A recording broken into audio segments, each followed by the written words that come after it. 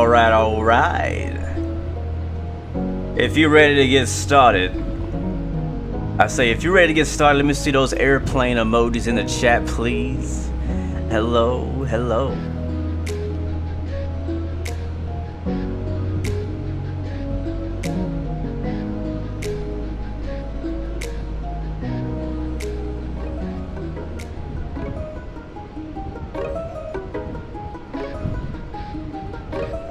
There it is.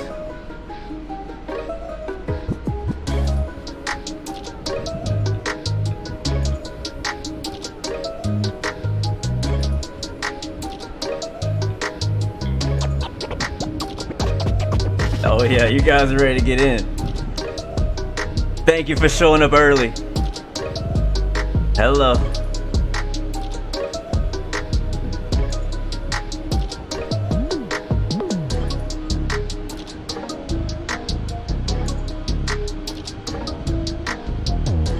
Flight is only going to be about an hour or 10 minutes.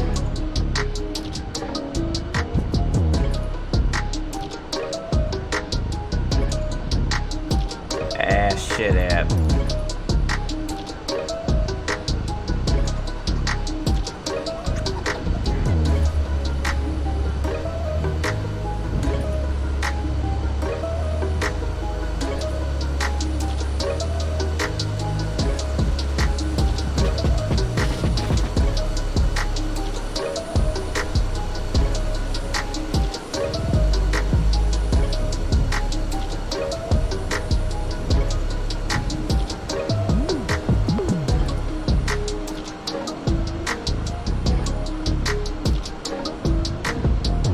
Oh yeah. Okay, you're ready. I'm ready. Let's get it in there. Let's get started. Okay. What is going on, beautiful people? Welcome back. Welcome back. I said welcome back. Hey, I'm about to start a rap real quick. Alright, anyways, welcome back to Microsoft Flight Simulator. It's your boy Blue, and this is the Frontier FlyByWire A320 Neo. Yes, sir. And you know, in the last couple months, we've been really appreciating and enjoying the brand new PMDG 737 and the brand new amazing Phoenix A320 as well. And you know, since then, the FlyByWire hasn't been really getting any love from the community. But I'll tell you this much: the developers have not given up. They have been head down, grinding it out, using the success of the PMDG 737 and the success of the Phoenix 320 as inspiration for this aircraft, and it keeps getting better. This is actually gonna be my first flight in it since, you know, flying the Phoenix and PMDG and everything else. So I'm curious as well myself, as maybe you may be, on how does this, you know, how does this match up now to what we've been flying? Are we still gonna get that same satisfaction? Is it still like the quality that we're looking for in an airliner? I have no idea. I have no clue. I haven't flown it. What does it feel like? What does it look like? It obviously looked the same as it did before, but for the most part, it's still pretty good. But I got a really quick surprise for you guys. Bring the music down so you guys can hear it. I got a quick surprise for you guys. A quick surprise for you guys. And as a thank you for those of you who were able to make it here early and at the beginning of the stream, we have a giveaway. Yes, and that giveaway is happening right now. I'm not gonna wait till the end. I'm not gonna wait to top a climb. I'm not gonna wait till we land in Omaha. We're doing it right now for those of you who are watching here early. So we'll have more people join the stream later on, but you know, I wanna you know, single you guys out. So I have one giveaway. If you don't want to be into it, it's all good. You know, just support the person who wins. But we are giving away one copy. Actually, I have another one for later, but for now, we're giving away one copy of FS Realistic Pro. Yes, sir. FS Realistic Pro. I know you guys may have heard of it, may have been seeing other people stream it the last few days.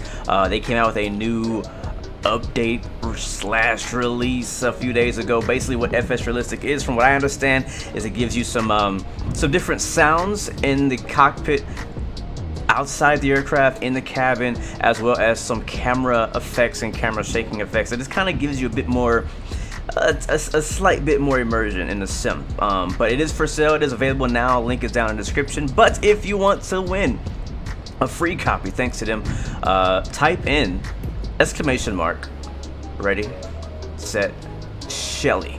Exclamation mark Shelly. That's SHELLY. Sierra Hotel Echo Lima Yankee right now in the chat, and we'll do a random roll, and whoever wins that will get a copy of that. Make sure obviously you're subscribed to the channel, and make sure you're a part of our Discord channel as well, so that we can get in contact with you when you win. And there it is. Exclamation mark Shelly's are in the chat. I'm gonna give you guys just a couple minutes before we get going. Exclamation mark Shelly, yes, for the early birds. Oh yeah, I like these kind of giveaways, because you know what, the OGs, the real supporters are the ones who show up here right at the beginning of the stream. And not anything against people who watch later and people who watch at the end, but you know, if you got a notification that I went live and you're like, oh snap, boom, hit the button, you freaking deserve to win this giveaway. That's all I gotta say. So exclamation mark Shelly. All right, I see you. I see him.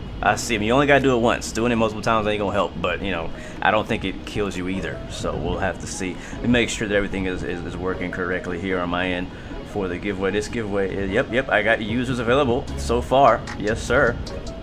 A few of you guys who have typed it in, you may not be subscribed or something, because it ain't popping up. Squiggly, Red Arrow Gaming, Nerdy, Neemon. I'm not sure why it says you guys are not eligible. All right, I am gonna bring it in, so let's roll it in 3, 2, 1. Our winner is Yuri Mena. In the chat? Please come forward and accept your giveaway prize. You have won a free copy of FS Realistic for Microsoft Flight Simulator, my friend. Welcome and thank you. Speak up or forever hold your peace. Should you choose to accept it, Yuri, this all yours. And they're here. That's amazing. That's amazing. All I need to hear from you is that I accept it, and we can move on. But huge congrats to you. Been a while since we've done a giveaway on live stream. Been a while. You are very welcome. You are very, very welcome. Oh, I see, Neemon. Thank you, man. Appreciate that very much. That's what that means. Alright, Yuri, I think Yuri has accepted it, I believe. Yes, okay, there it is. There's a confirmation. Alright, Yuri, if you haven't already, I'm not sure if you're a part of our Discord, exclamation mark Discord. I'm gonna put that right now for you, exclamation mark Discord in the chat. Go over there. If you're not already signed up on Discord, get you an account, get all that set up. We got a whole live stream to do here, so you got time. And after the stream is over, I will contact you and our other winner. Our second winner will be at the end of the stream after we land in Omaha and park at the gate. So that is the plan for today. You got me. You got me. So yeah, go over there. And you know, but the mods will be on the lookout for you as well. You should be able to find me as well. You can right click, send me a DM message, and have to confirm that you are the owner of that YouTube channel, as we always do. And yeah, good to go. All right, beautiful, man. That's dope, man. I think that's a great way to start the stream off, making somebody happy. Hopefully we made your day. Blessings your way. Have a great day, and man, your lucky day, isn't it your lucky day, Yuri Mena? Amazing. All right, so guys, if you are just joining us, we just did a giveaway for FS Realistic, and for Yuri Mena is our first winner. T-Mac Voye, welcome to the stream, my friend. Epic, welcome to the stream. Tevitz Peru, welcome to the stream. Christopher Ramirez, welcome back, my friend. Good to see you. Rob Nix, thank you so much. Micah Boy Productions, oh, great question. We also, over the weekend, did a Train Sim World Spirit of Steam giveaway. It was on Saturday. I posted a video, had a giveaway hidden inside of it, and a few of you guys won that. But don't worry, by end of the day today, I should be talking with the developers and getting all that organized so I can get you guys your giveaways. But again, make sure you are on Discord. But I think we already know who won. So yeah, super dope, man. It's been really cool. I'm always thankful and blessed to be able to be a blessing to other people. That's one of the things that I've always wanted to do. be blessed to be a blessing, right? So Grain of Salt, welcome to the stream, my friend. Good to see you. Deuce Legend, hello, welcome to the stream as well. Oski Boy, welcome. Lar, welcome to the stream. Good to see you. Hopefully you guys had a great weekend, having a great week so far, and a great Tuesday. Dragonfly, welcome to the stream. Good to see you. Jeff L, hello, welcome to the stream. Deuce, Christian Supervivo, welcome to the stream. Flyby Mo, welcome to the stream. Mark Hayes, Christian, I already said you. Marcio, thank you so much. Aviator MK, welcome to the stream. Good to see you. Josh Manchester's in the building. Welcome aboard, my friend. And yes, we are ready to start. So I'm gonna fly this aircraft like not like it's my first time, but like it's been a long time, which is true because it has been a long time. So I am going to not talk too much through in the starting process because I remember one of the biggest things that I love about this aircraft are the sounds, and I haven't heard them in a while. So external power on.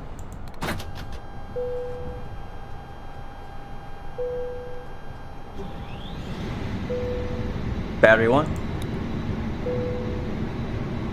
battery 2. Alright, crew supply, grapple. We'll get our adhere started. 1, 2, and 3. And we'll get our nav logo light on. And we'll do smoking signs. R and emergency lights. What else am I missing here? We'll leave the seatbelt signs off for now.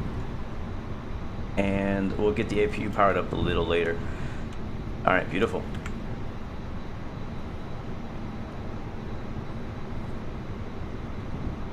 You bought the Thrustmaster Holtaz Warthog, and when you pull back, it turns a plane to the right a little bit. Any help? Is what sim is that? I think no matter what sim, I would guess you may have something else mapped to your role. That's what I would guess. Like if you're a Microsoft or TCS or even X-Plane, like go through all your controls, make sure nothing else is trying to control your roll rate or your roll axis.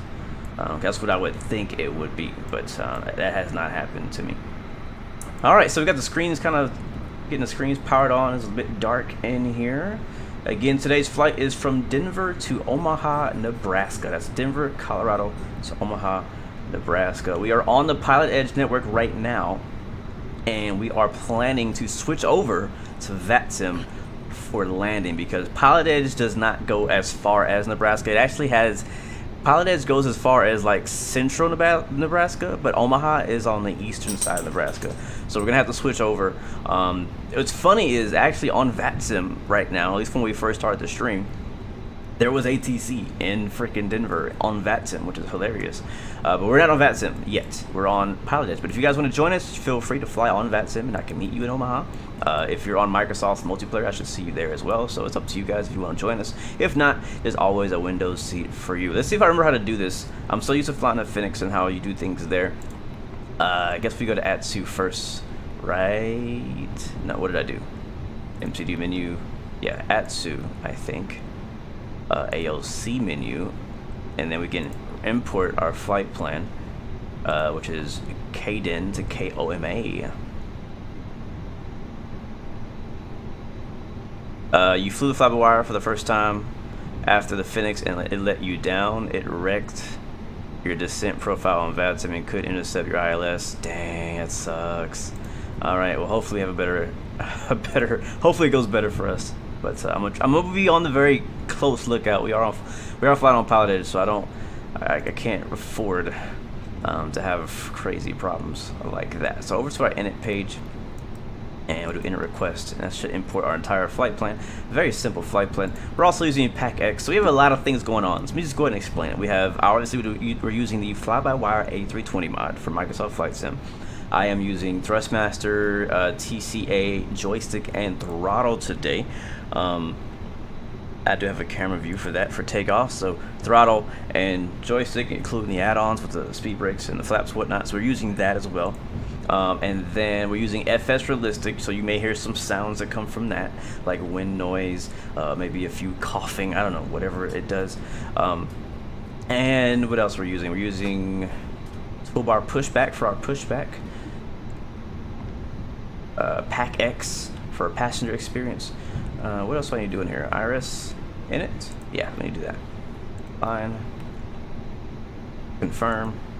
We're using Pilotedge, as I said, as a paid ATC platform, which is hopefully working. So I have to tune into the ATIS, and we'll see for sure. And I'll actually do that now before we move on. So let's go ahead and go over. I got my iPad. It's one thing I'm already missing about the Phoenix is the iPad. But you know what? Let's see what FlyByWire has to offer here in the FlyPad. I'm gonna import my SimBrief data.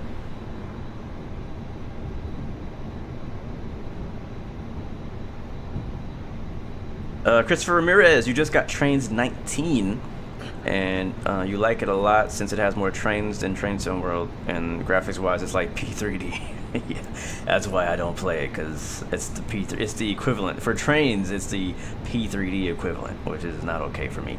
But yeah, enjoy it, man. If you like it, enjoy it, my friend. Don't let me make you feel bad about enjoying that. All right, let's see. Okay, my Navigraph. I have to do that again because I haven't flown this plane in forever. Yeah, you're gonna come. I think this is all VATSIM, but we're not on VATSIM yet. Trying to see what else they have in here. We have our checklist, which is all good. Have these things. So what I want, I just really want this data here. Do we have frequencies in here? No, it's on the other page. Let's see. Can I scroll up to Denver? Denver weather. Get the raw. So winds in Denver are 220 at 11. Visibility is 10, clear, temperature 31, dew point -3, altimeter 29 at 72. I'm still going to grab the ATIS because it may be a little bit different. ATIS is on 134.025, and I'm using the radio nav panel. It should work. 134. 125 or 025.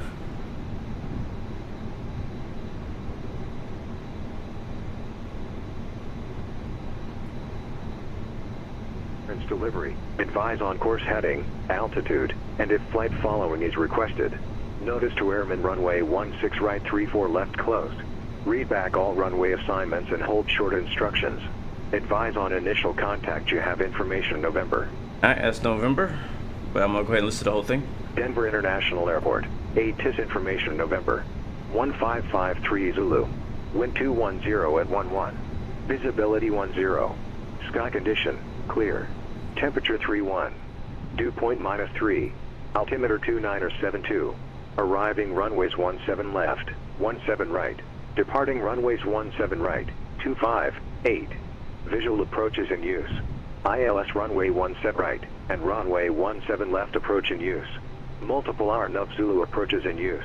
VFR departures contact clearance delivery. Advise on course heading, altitude, and if flight following is requested. Notice to airmen runway 16 right 34 left closed. Read back all runway assignments and hold short instructions. Advise on initial contact. You have information November. All right, we've listened to the entire November. Let's switch over to Airport. clearance information on November. 11875. 1553 Zulu. Wind 210 at 11. Visibility.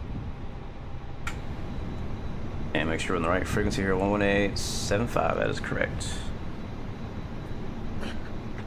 And let's get our IFR to Omaha. 315 is on the ground at Orchid Island. Can fly IFR, please. 315 IFR cancellations received. Have a good day. Alright, so what we're expecting to hear is we are actually flying the, let me get all my info here before we call in. We're expecting to hear the Eons 8 via Wyndham.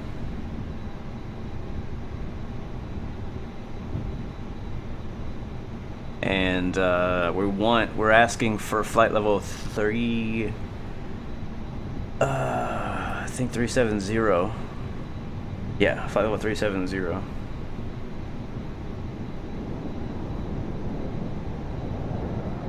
I hear thunder. What the heck? Flight level 370, and that's all I got right now. We'll see what else he tells us. I don't know what the departure frequency is or anything that is, so let's go ahead and call in and we'll ask for clearance to Omaha, Nebraska.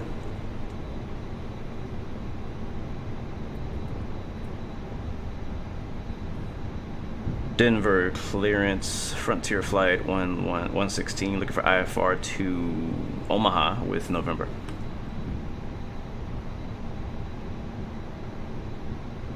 Frontier Flight 116, Denver clearance, cleared to Omaha Airport, Eons 8 departure, Wyndham transition then as filed, climb via the SID, departure frequency 12. And Frontier 116, Denver good.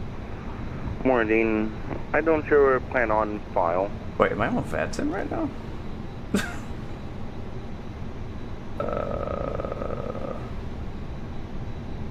Sorry, I just got 2 readbacks from another person. What was that call? Frontier Flight? Roger, Frontier Flight 116. Frontier Flight 116, Roger. Do you need the clearance again? I'm not sure what you need. No, I just need the end of it. After you were reading, someone else was also trying to give me clearance as well. This is really weird. Are you connected to 2 networks? Negative, I am only on Pilotedge right now, Frontier Flight 116. That's strange then. Frontier Flight 116, you're cleared to Omaha Airport, Eons 8 departure, Wyndham transition then as filed, climb via the SID, departure frequency 126.1. Squawk 7164. Alright, clear to Omaha via the Eons 8 departure, Wyndham transition is filed. Climb via SID, departure 126.1 and squawk 7164, Frontier Flight 116. Frontier Flight 116, read back correct. That was super weird. Did y'all hear that? I'm being heard in Captain Canada stream. Where, is he on Pilotedge too? I'm so confused. I'm not on VATSIM. VATSIM is not open. Let me double check.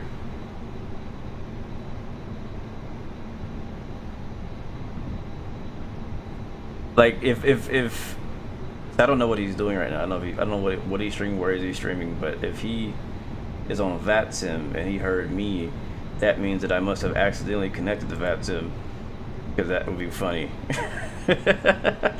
It makes sense because some other controller, like there is a controller on in Denver, and again I am planning on landing in VATSIM.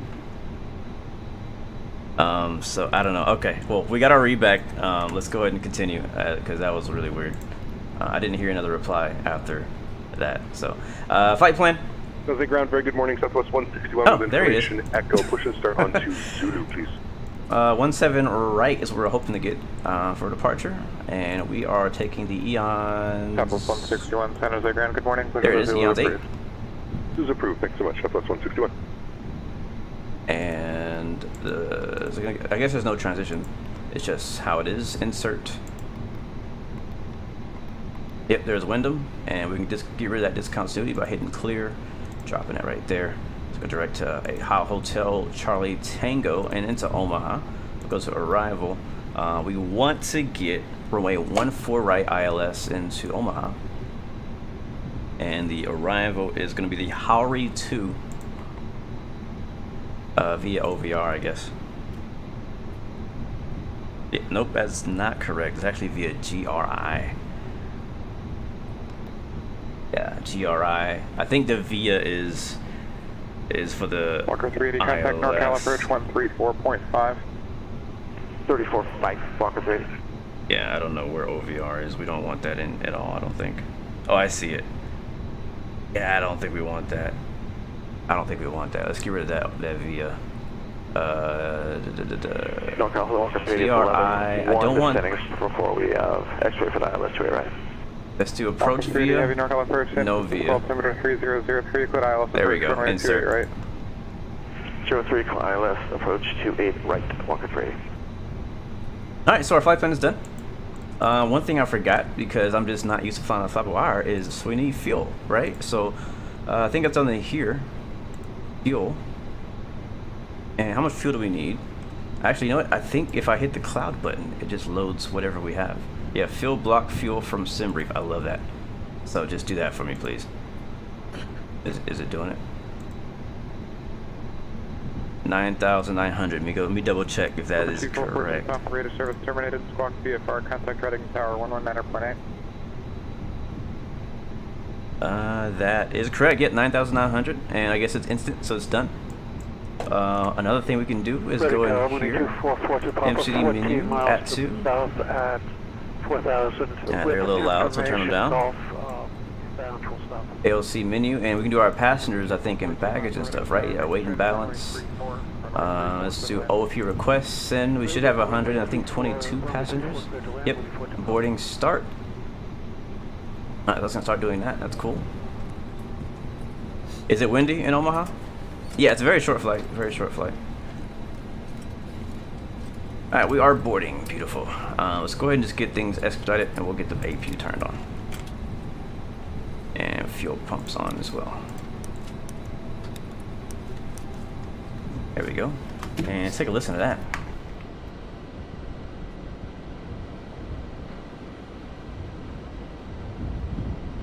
I don't remember if there's an APU sound.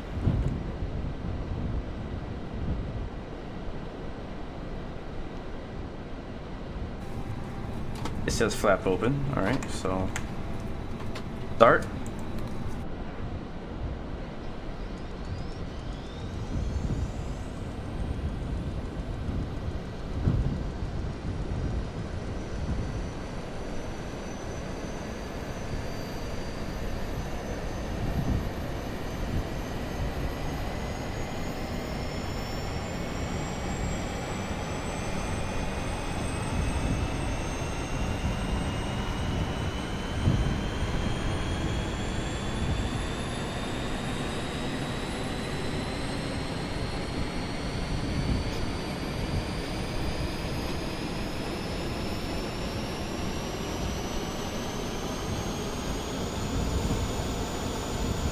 Information Alpha, welcome back, man. Good to see you, bro. How are you doing? Hope you're doing well. Christopher Ramirez, I'm glad you've been really enjoying the train sim stuff, man. That's good, man. Enjoy, man. Take advantage of it. Don't you find something you like, man, just enjoy it, man. Enjoy it. All right, APU's avail. APU start bleed is now coming on. Again, we are just waiting for the passengers to load, and we are ready to push. Yeah, we're about halfway there. All right, what else can we do while we're waiting for the packs?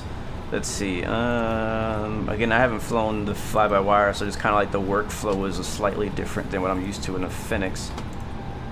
But everything looks okay. I mean, we could. I mean, you know, if I go to my cockpit preparations, it'll probably make it much faster. So fuel quantities already been set. Seatbelt signs are not currently on. Our barrel ref, we can do that. What our barrel was. Barrel 2972. Let's go ahead and knock that in. You can hear the sounds. You know, I might turn Pack X off because I forgot. Fly-by-wire has its own passenger sounds now. You know, I think I am gonna turn it off. Yeah, I'm turning it off. Screw that. We don't need it anymore. Waste of time. Waste of space. Alright, 2972. Left side and on the right side. As you heard her say, boarding is complete. Alright, back to return. Is there anything in the MCDU that I need to do besides get the weather? But we already have that, so we don't necessarily need to get the weather, but we can send it anyways. Sure. Ladies and gentlemen from the flight deck, on behalf of myself, your captain, the first officer, and cabin crew, I'd like to take this time to welcome you aboard our flight. We're just wrapping up some paperwork up front here and waiting to receive final numbers from the ground crew, then we'll be on our way.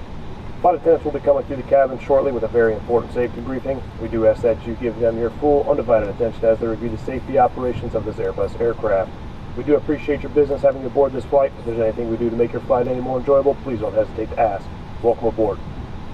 Alright, you saw us put in our win request, and we're also going to get in our zero fuel weight and stuff. What's really cool about the fly-by-wire is it does it automatically. You don't have to go and look on a different screen and get it. It just automatically populates, so we can put in our block fuel as well as 9.8. This looks fine. We'll go over to the perf page now, I believe. Yeah. And we'll grab our V speeds. I gotta do my flaps first, right? Flaps 1.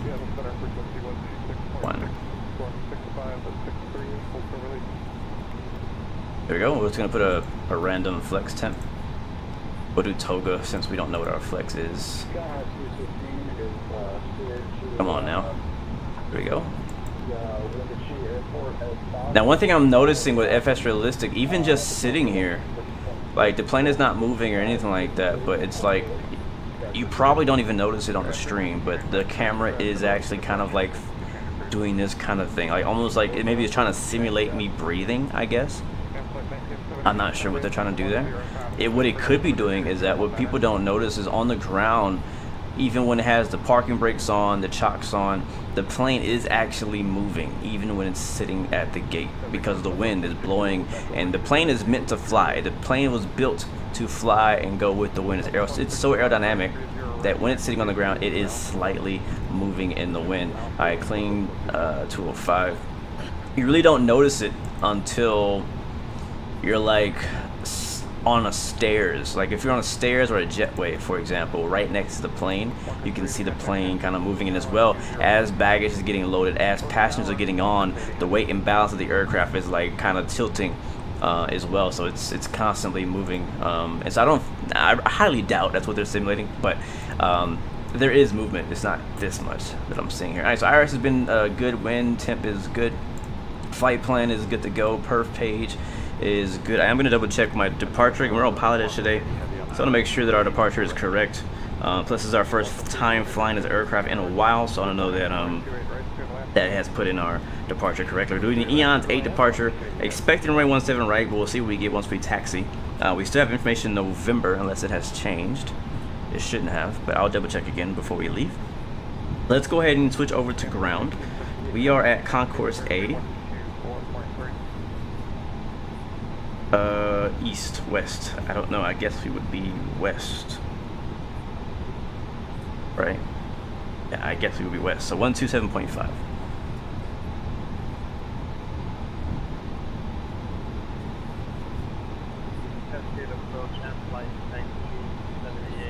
Alright, over to ground, 1275. And let's go ahead and pre-plan our pushback.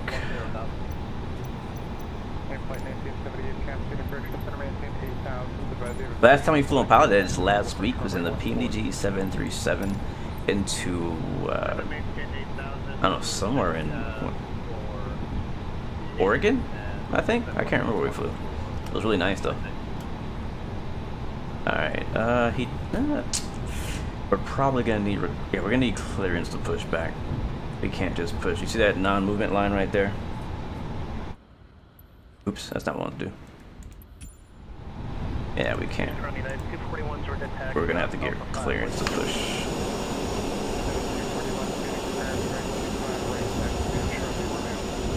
What up, Edson? Welcome to the stream, my friend. Good to see you.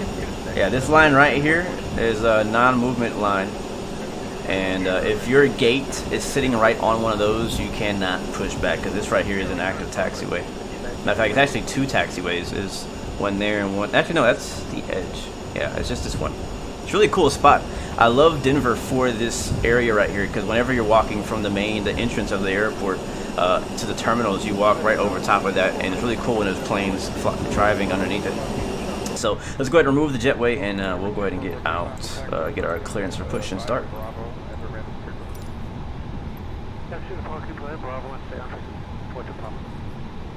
Yeah, I'm a big fan of both flight sim and train sim as well. Yeah, as you guys can tell if you've been following along. But oh yeah, CC, welcome to the stream as well. Aviator Joey, what's up, my friend? Welcome to the stream. I have not had an issue with the VATSIM flight planning page, so I'm not sure what's up. Josh, this is the FlyByWire A32NX. Look at this. This livery is so good. Look, they put the Frontier logo and everything on here.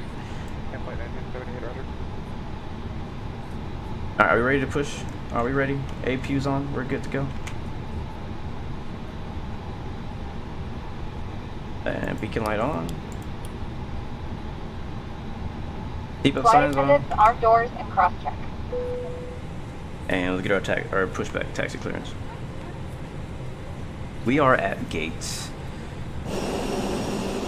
Alpha 36. Oh, Lufthansa's over there. Matter of fact, I want this view here. And we're getting some stutters right now. I'm not sure what's going on. What I'm gonna do, we're gonna wing walk this flight. I'm gonna leave my camera right there. You on board. Your safety is our top priority, so we appreciate a few minutes of your attention. Alright, let's turn up ATC. Features of this aircraft.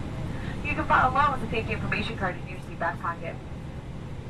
After you fasten your seatbelt, insert the flat metal Denver edge ground, into the Frontier buckle Flights on the chassis side. 116 is ready for push and start here at Alpha 36. Please keep your seatbelt fastened low and tight across your Frontier lap. Flight 116, the ramp's uncontrolled. Advise will ensure to be active taxiway ready for taxi. Copy with advisement ready to taxi, Frontier Flight 116. Alright, then I guess that is not an active taxiway. I thought it was. My mistake.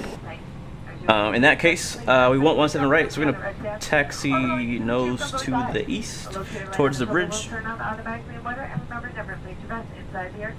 And one thing I learned too is that I can't remember, there's a certain type of plane that can't go under that bridge. Can't remember which one it was. It might be this one. Because a certain height, it might be 320s. Yeah, I don't remember. Because 7.3 sit a little bit lower than A320s. Wow, yeah, we're going to do it anyways. Alright, pushback. Seattle Center, Sky High 315 is number 1 for departure at Orchid Island, runway 16. Grand 315 release for departure, clearance, but if not off in 5 minutes. Captain Canada, I should know that already. Oh man, that's funny. I should, I really should. 5 minutes, freedom's changed. Whoopsie. Walker 3D, they say if you pay for the whole runway, you use the whole runway. Where do you park? I agree with that. I agree with that. Up here, I think there's this cargo up here on the right. We'll just go over there. This is ground. Walker 3D, roger, taxi to parking via Charlie, uniform, and monitor ground. Charlie, uniform over the ground. Thanks for your help. Walker 380, heavy. I'll see you later. I know what the other gates, the ones north of here. Departure. The ones north of Departure, here. we'll see you, Southwest 161.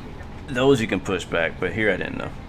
Thanks, Tower United 241's ready to go. Plus, Captain Canada, in real life, we have a ramp control, and you do have to ask for push and start. Let's take off 26 United 241. Alright, brakes release. Is he ready? So I'm ready. NorCal departure, very good morning, Southwest 161, 3000. Okay, sir. Southwest 161, NorCal departure. Good morning, radar contact. Climb via the SID, except maintain flight level 190. I'm by the SID, except maintain flight level 190, Southwest 161. You're cleared for start and push. Okay, cleared for push start. I'm doing good, Elitist. Welcome to the stream. How you doing? How are you doing? Parking brakes are released. And flight 1978, fly heading 160, descend and maintain 7,000. Alright, we do have a 747 Start in the sequence. parking next to us. I'm not sure. Fly This heading is 170, climb and maintain. Can you repeat that for 1978? And flight Man. 1978. I'm about to turn off AIG because we're getting some really bad stuttering. 7,000. Report Medford in sight. Yep. Goodbye, AIG. Heading 160, descend, maintain 7,000. Oof, it's so bad. Look at it stuttering. That is horrible. What is causing that? You see that? It's like every few seconds. It's really bad. Maybe it's a 747.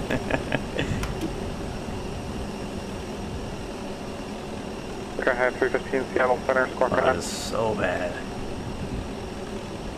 Wow. Sky 315, radar contact 2-3 miles south of the Watcom VOR. Ay, ay, ay.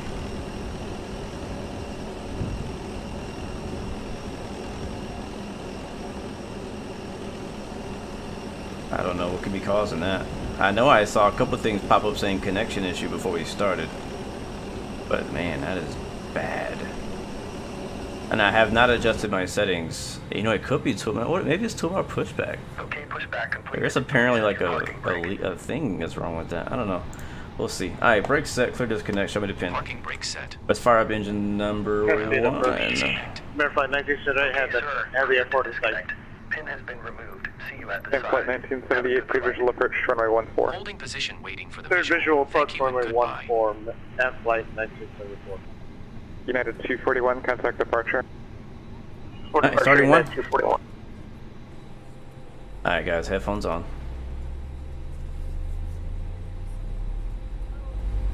Departure United 241's up Via 3.5, climbing via those upper 2 departure. United 241, Phoenix departure. Good morning, radar contact. Climb and maintain flight level 210. The 210 United 241.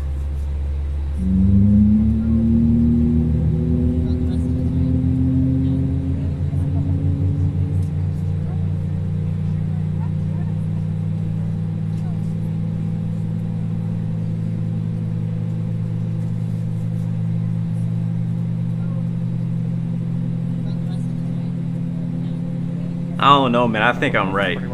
I could be wrong, but I think I'm right. That's a freaking non-movement line right there. You don't taxi over that. You don't taxi. I mean, it's bothering me now. It really is. I'm not kidding. I was still thinking about it. I'm looking at the chart and everything. That's a freaking taxiway, bro. It's a freaking. This is a freaking taxiway. You don't push back onto a taxiway.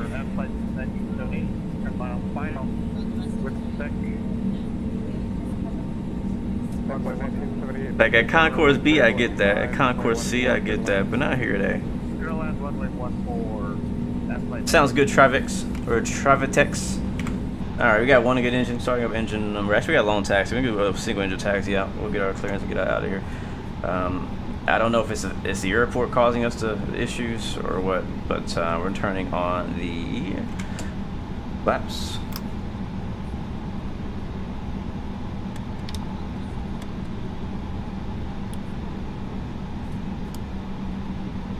What else? Where's our squawk code? Squawk code was... I think I wrote it up here.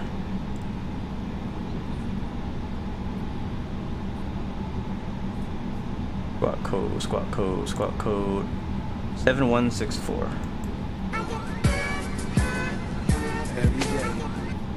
Blue greetings. What is the dollar cost of Pilotedge to enter, and what do you think about the A310 for MSFS?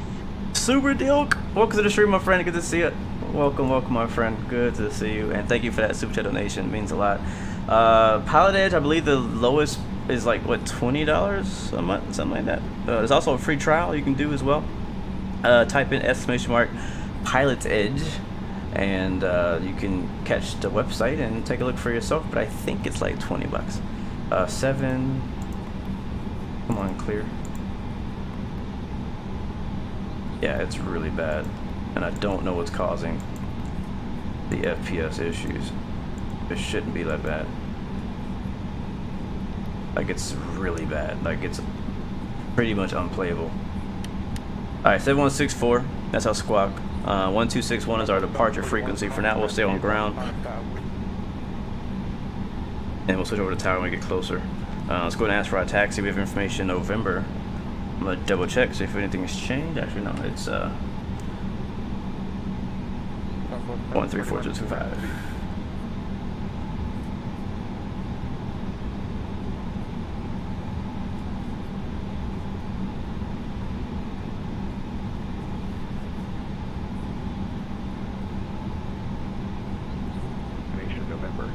Yep, November's still current.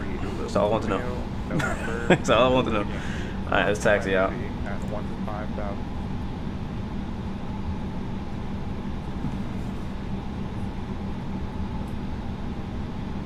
Yeah, we're on Alpha Sierra.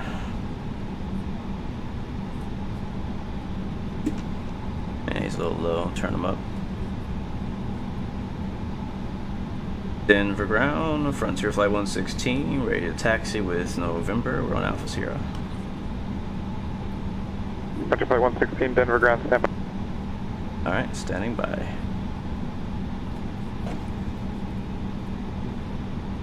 Let me check, I'll check. Let's see, yeah, it doesn't make any sense. Maybe it's this plane, I don't know.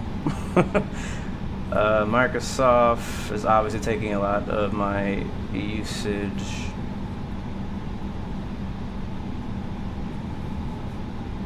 Yeah, I don't see any. The only programs right now that are taking up are obviously OBS, which is 10% of my GPU. Microsoft is currently taking up 45% of my GPU. Frontier Flight 116, runway 8, taxi via Golf, Zulu, Mike. Over to runway 8 via Golf, Zulu, Mike, Frontier Flight 116. Of course. Southwest 161, contact Oakland Center 127.45. Okay, that's a dissimilar direction. Southwest 161. Where's Golf? We gotta turn Flight around. 1978, taxi departing via Alpha, remain this frequency. Brakes release. We're taxing out. Next departing via Alpha, remain in frequency, Alpha, American Flight 1978. What is all of that? Yeah, 241, contact Albuquerque Center 134.32. Oh, this might be... 34, 32, this legit might be unplayable.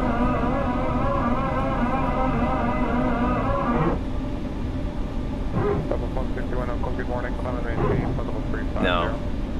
No. No. This is not good. No, we can't. We can't. Let me see something. Good morning, climb and maintain, level 240.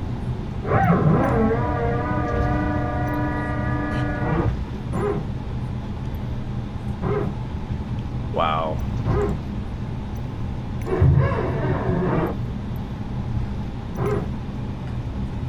Doesn't matter which way I'm facing either. Sometimes it's like which way you're facing. It is a PTU that you guys hear. It's because we're with one engine. I didn't set the electric pump thing like I usually do. Just like whatever. I'm like, if I get far away from the terminal, will it change? AIG is off. There's... I mean, should I turn off FS Realistic? It can't be that. I'm gonna try. I'm gonna turn off FS Realistic, see what it is. I'm just like shutting things off in the background right now to see if it's making a difference. So far, it is not. The only thing I'm just gonna fix this is turning off Microsoft Flight Sim probably.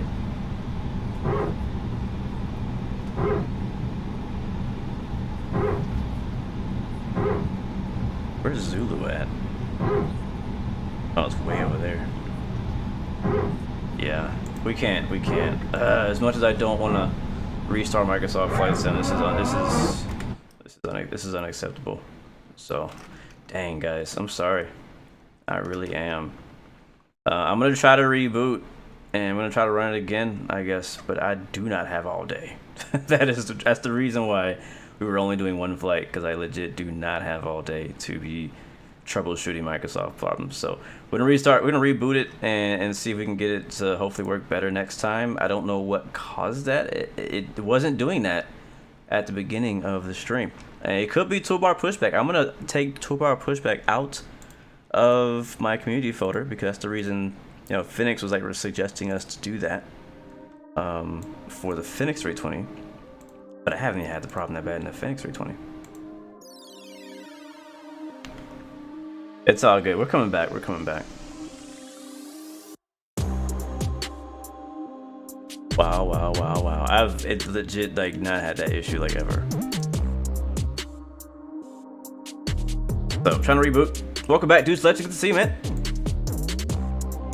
By the way, guys, we did do a giveaway at the beginning of the stream for those who were here early, and the winner was Yuri Mena.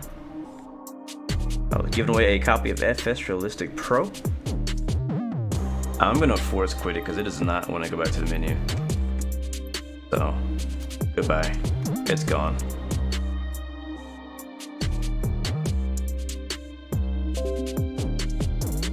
That's true, Brian. It's true. When it's broke, it's broke. There ain't nothing you can do about it but try to restart. So that's what we're doing now. I'm rebooting Microsoft Flight Sim. Or actually, no, before I do that, I just want to see, because I just know that there's been some issues being caused by the pushback plugin. So it might be that, it might not be. I've been using the pushback plugin and it works perfectly fine with the PMDG. But just to be safe and to try to avoid having to do that again, I'm gonna remove it and we'll do a manual pushback or something. I think they updated their pushback function in the FlyByWire as well. All right, Microsoft is now booting back up. Well, while we wait, if you guys have any questions for me, send them my way. You had the same FPS issue, except during landing and deleting your controls and toolbar pushback fixed the issue. Okay, cool. Well, I went ahead and I just removed toolbar pushback from my community folder. I don't have your controls installed, so that shouldn't be an issue at all. So we should be good to go then.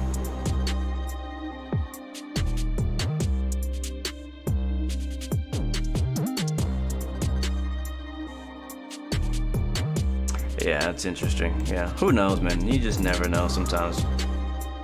Well, I'm not on VATSIM either, so it can't be a VATSIM problem. I'm not on VATSIM right now. Fly by Mo, what's up, man? Thank you for that super chat. Thank you so much for that, man. A little goes a long way. You guys have no idea. Thank you guys so much for your continued support to the channel.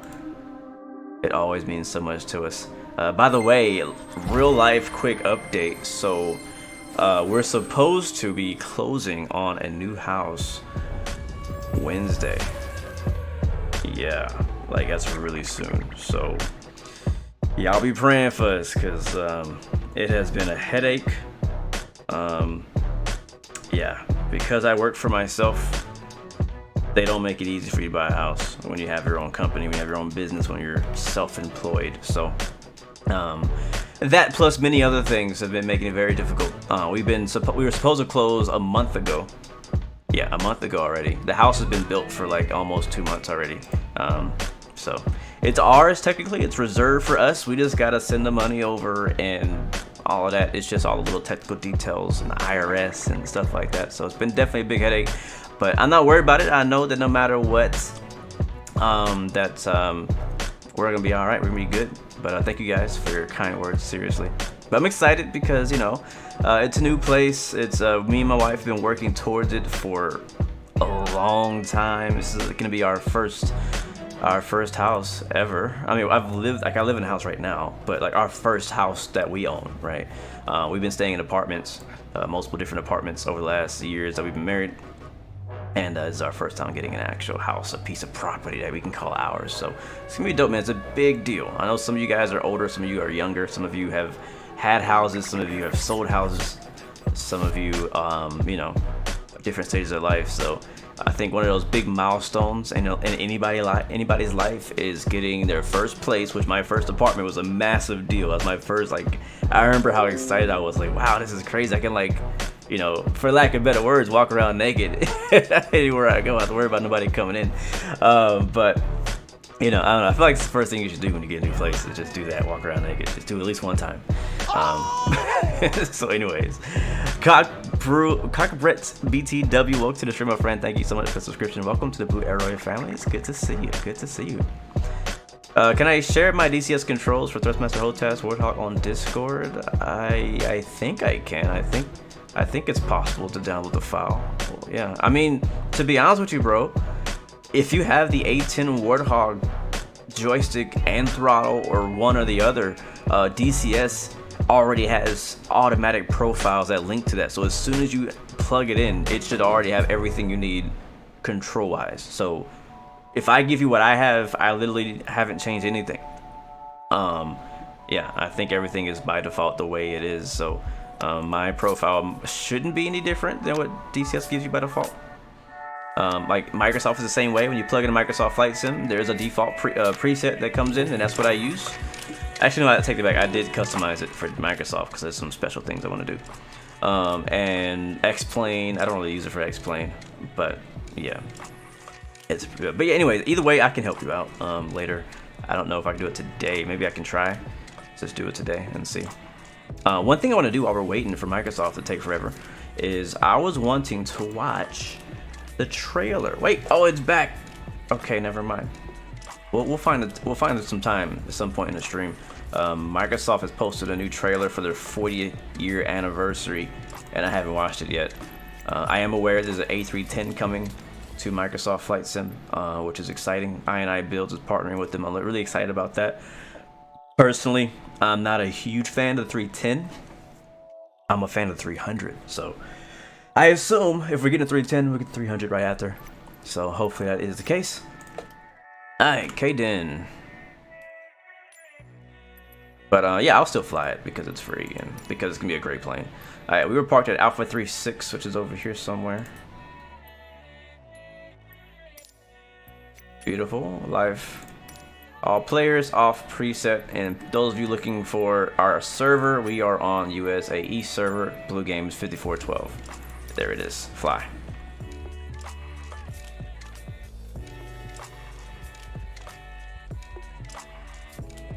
That's pretty cool, Christopher Ramirez. I would love to get that kind of feature, the ability to dispatch on train simulators. That's pretty cool. Adam1740, welcome to the stream, my friend. Happy Monday. Is it Monday? It is Monday. Wow, I thought it was Tuesday. Oh, where am I? Where have I been? Well, happy Monday to you, man. Thank you for the reminder. Welcome to the stream. Good to see you. Yeah, screw the IRS. Yes, this is my first closing. Got to sign 50 pages. Oh man, is it more? I mean, yeah, I had to sign at least 20, 30 pages when I got an apartment. Felt like so many pages. Do I have a business email to ask me something privately? Well, you can just send it to my iambluegames@gmail. If you have a question for me, you can send it there.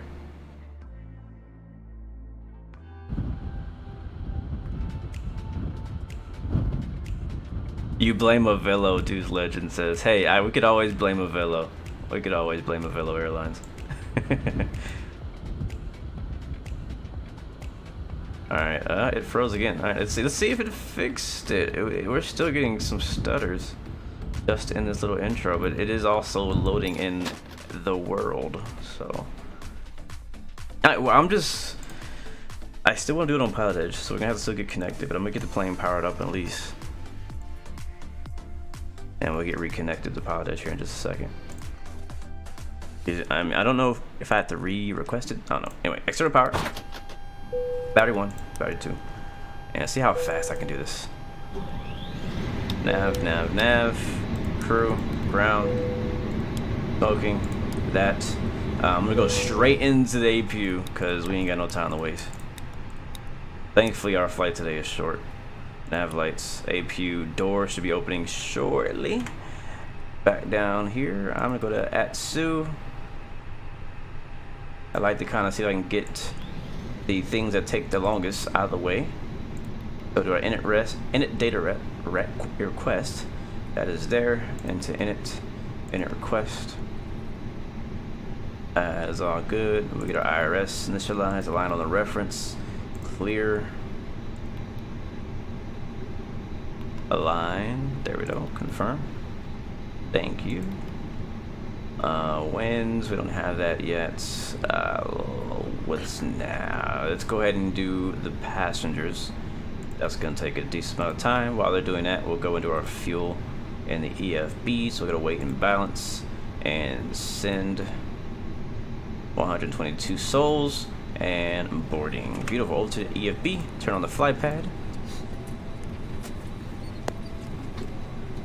Oh, it's your day off, Drift? Nice, nice. Yeah, I mean, I work, not at the airport, but I do work my other job today, which is every day, except for the weekend. Alright, so that is all good. Let's go to the fuel page. And request 9,900 pounds. That's going to be instant. Hit play. That is now refueled. Beautiful. That is done. What else? Alright, cool. That's good. Get our screens lit up. It'd be nice if, I'm not sure, they might have already incorporated this. It'd be nice to have a state saving for the FlyByWire where that, you know, you could, for example, like the screens always being dark. I mean, it's cool and all, but it'd be nice to like be able to save your own state where it's like, well, where it's already lit up. You know what I mean? Alright, that's good to go. Go here. I think our altimeter was 2972 or something like that.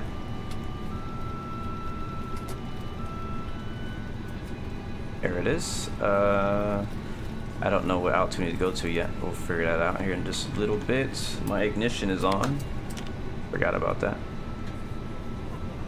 IRS is gonna take about 6 minutes. I guess that's 6 minutes to set the plane up. So Denver, he gave us runway 8. So departure runway 8, and it's gonna be the Eon 8. And I'm trying to remember all this by just off the top of the head. Omaha arrival. It was ILS 14 right. Okay, I already forgot this part. I think it was 14 right, 14 left. Which one was it? 14 right. Yeah, that's correct. 14 right. The arrival was a Howry 2 via Novia, and then GRI insert, and there should be discontinuity at the end. There it is. Clear that out. I have another discontinuity there, but that's okay. And board is complete. Nice, they're fast. Flight plan, init. Next page. we are technically fueled up, and our weight is what our weight's gonna be. So we can put that in, put our fuel. That's good to go. Now perf flaps 1, flex 45, and we'll get our V1, 126, 127. Ladies and gentlemen from the flight deck, on behalf of 131. myself, your captain, the first officer, and cabin crew, I'd like to take this time to welcome you aboard our flight. We're just wrapping up some paperwork up front here. And next phase, 205 for a clean climb out. Coming through the cabin shortly with a very important safety briefing. We do ask that you give them your full, undivided attention as they review the safety operations of this Airbus aircraft. We do appreciate your business having you aboard this flight. If there's anything we do to make your flight any more enjoyable, please don't hesitate to ask. Welcome aboard. Alright, so we are done with the MCD. I think it's the fastest I've ever done that in my life. Like, seriously. Now I'm just going through kind of checking things, but we're done. We're done with all this. I'm gonna send that. As long as nothing, I give you the worst time if there was like a runway change right now, because I've already set everything up. And now I'm gonna get back on Pilotedge. I think it's completely closed. No, it's still open. I'm gonna reconnect under the same cost sign. I don't know if it kept my my filing, but I am going to refile it again just in case. Alright, so our flight plan has been filed again.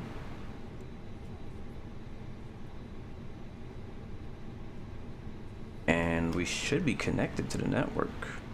We're just not on the right frequency to hear anybody. So let's go over to ground.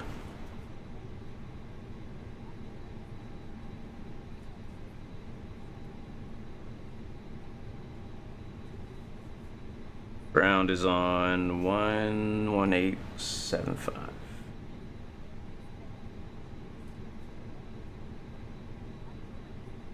No, it's not right. That's clearance, 11875.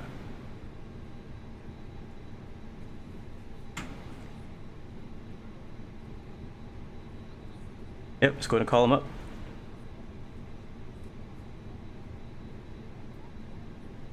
Denver clearance, Frontier Flight 116. Frontier Flight 116, Denver, go ahead. Yeah, we had a little issue, but we're back. Wanted to ask if we need to refile our flight plan. Frontier Flight 116, your last clearance is still good. The squawk is 7164 if you need it. Copy, thank you. And we are, alright, cool, we'll call you for taxi, Frontier Flight 116. Alright, cool, so so same as before. Beautiful, we don't have to do that again. I like it. Public City approach 125.7. Yeah, running much smoother now. I don't know what caused the performance hit. No freaking clue, still don't know. But whatever, we're gonna run with it. And squawk 7164. Approach on 125.7. 125.7, Semper 1. Alright, cool. Alright, what are we waiting for? Waiting for the IRS. Deer's going to take 1 more minute. We do not have 2 of our pushback now. Let's get the APU completely started. So, the question is, how do I push back? Oh, I see, my friend, in the 747. How do I push back without 2 of our pushback? I usually use it, so I don't know what to do. Where's pushback? Let's see what FlyByWire's pushback looks like now. Oh, what is this? What is this here? Pushback system on. Enable pushback to this new FlyByOS 3 pushback system can cause conflicts with other pushback add-ons. We recommend to not enable the system if you plan to use another pushback add-on. Confirm. Interesting. So can I do things with this? What does, I don't know what this does. I'm really just interested. Alright, so call the tug. Yeah, bring him out. Bring him out, bring him out, bring him out. Alright, we have APU avail, APU bleed starting up, external power cutting off. All the overhead looks good, beacon light coming on. We are ready to push. Flight attendants, arm doors, and cross-check. Let's take a look at our departure. What altitude are we going to?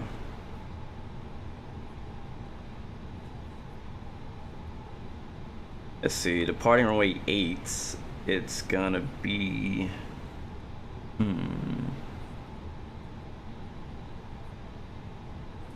climb on heading 083 to intercept the course 066 across Royal. At or below 10,000. Alright, we'll set 10,000.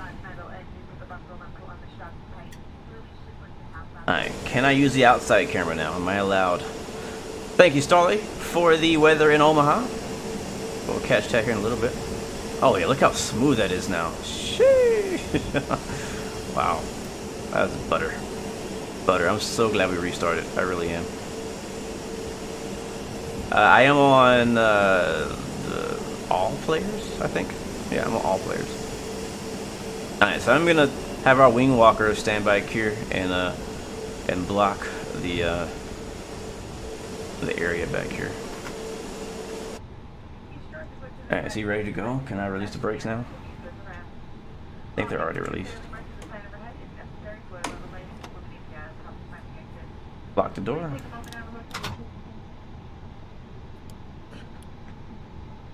I'm not forgetting here, guys. Alright, we're on 18.75. We're squawking Charlie.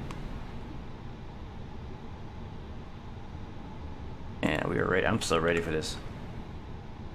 I really am. What is he doing down there? Oh, right. It's not... I'm not using toolbar pushback, so I guess I gotta tell him what to do. I mean, I want to go back. So, I guess we'll go back. Okay.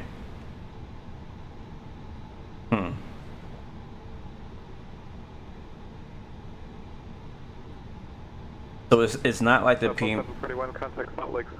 It's not like the PMDG where you can just. This camera looks weird.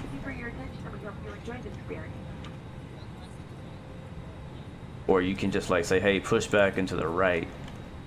You gotta like, I guess, control it the whole way. Sorry, Tower Southwest 741 is on the ILS 348. Southwest 741, Salt Lake City Tower, runway 34 right, clear to land. Tower 34 right, 741.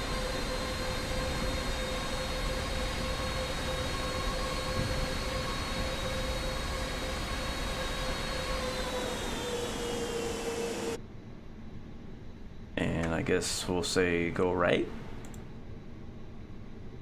Is he turning? Is that tail right or nose right? Because he's not turning us right. I don't know what he's doing right now.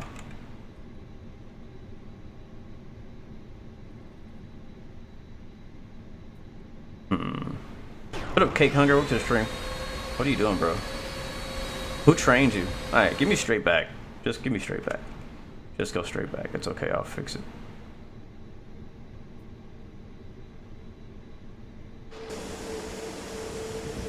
Oh, mic of the game crash. That sucks, man. I'm gonna go straight back. It's whatever. This is why I like toolbar pushback so much. Like, FlyByWire has done a lot of great things. Pushback is not one of them. I'm sorry, no offense, guys, but it's not. I'm not impressed. Alright, let's just get pushed back enough so I can turn onto that taxi line. That should be good, right there. Go ahead and stop there. And go ahead and disconnect. Show me the pin, please. Firing up engine 1.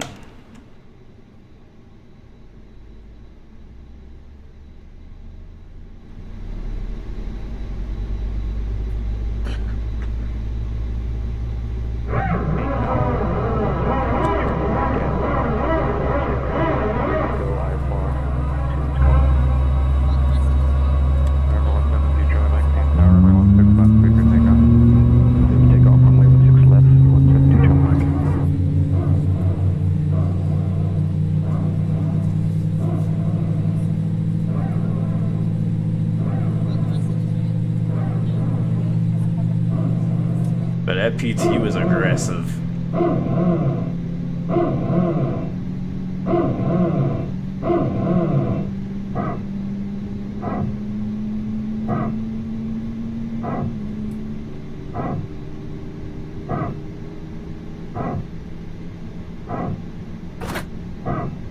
That doesn't sound good, right?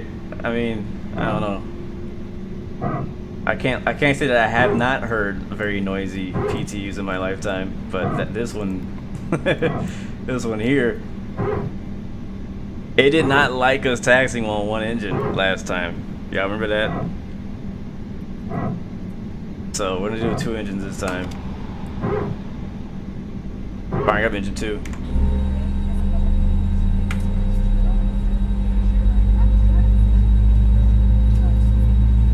What up, that Crows from Colorado? Welcome to the stream, my friend. Good to see ya. 172 Charlie Mike, contact departure. Hold to departure, 172 Charlie Mike. Go outside.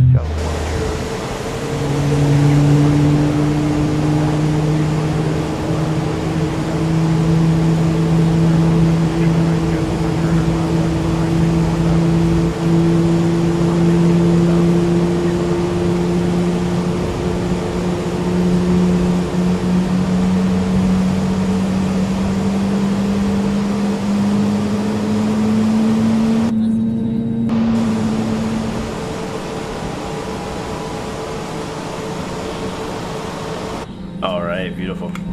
It should be available by now. Or almost. Yep, there it is. Avail. Beautiful. APU off.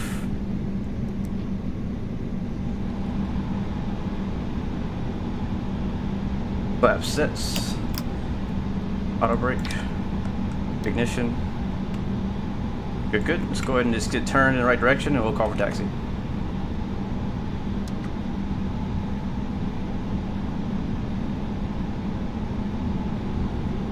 Hello, Arbor from Malaysia. Welcome to the stream.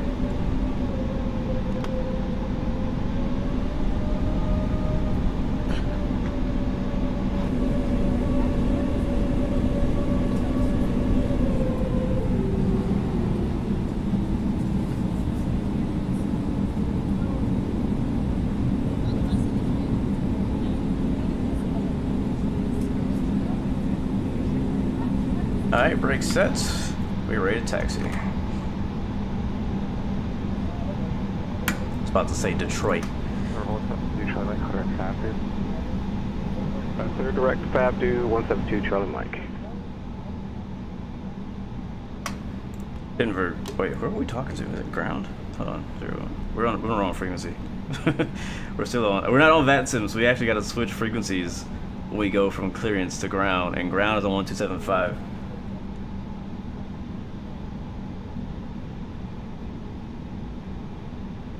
There we go, 1275. Beautiful. And tower. There's multiple towers. We'll figure it out in a second. I think it's 13235. 13235. Alright, I got this plugged in. Denver ground, Frontier Flight 116 is ready to taxi with November. Frontier Flight 116, Denver ground, squawk normal.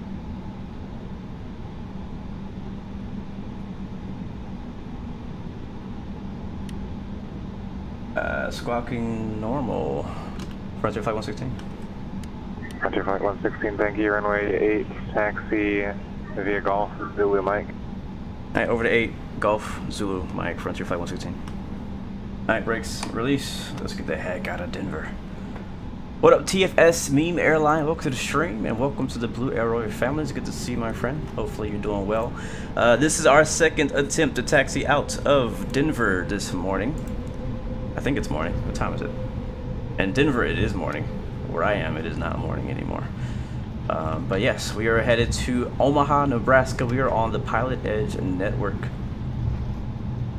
So as with the ATC you hear coming from them, he is just giving us to taxi to runway 8 via Golf, Zulu, and then Mike. So it's gonna be a right just ahead on this next taxiway.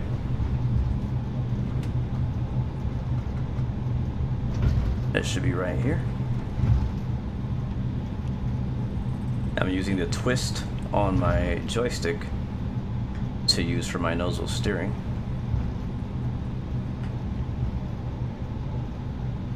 Now I will say, when it comes to engine sound, and it's not Phoenix's fault, but the A320neo sounds better, in my opinion. I don't know what you guys think. I don't really care what y'all think. I think the Neo sounds better. In general, like in real life, I think the Neo sounds so much better. The regular engines are cool, right? You know, they sound great when you hear them. They sound really good. But the Neo is just, it's one of my favorite sounding engines of all airline engines. So hopefully Phoenix will go to the 321NX. That's my personal wish, is they go to the 21NX. Don't really worry about the Neo. I think this Neo we have right now is great. It doesn't need to be duplicated by a payware. Oh, this is not Gulf, this is Hotel.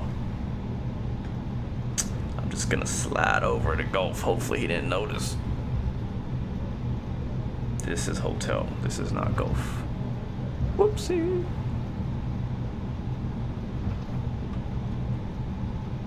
Gonna be quiet. You didn't see anything. It didn't see anything.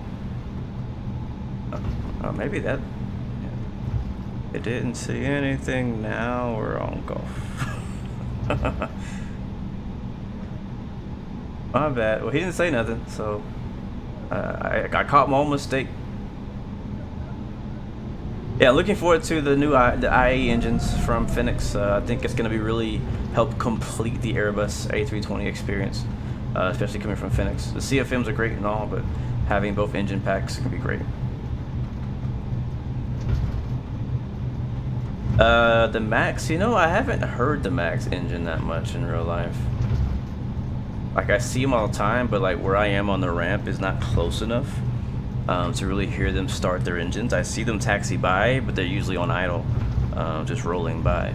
I hear them take off, but they sound not a whole lot different than the regular 737.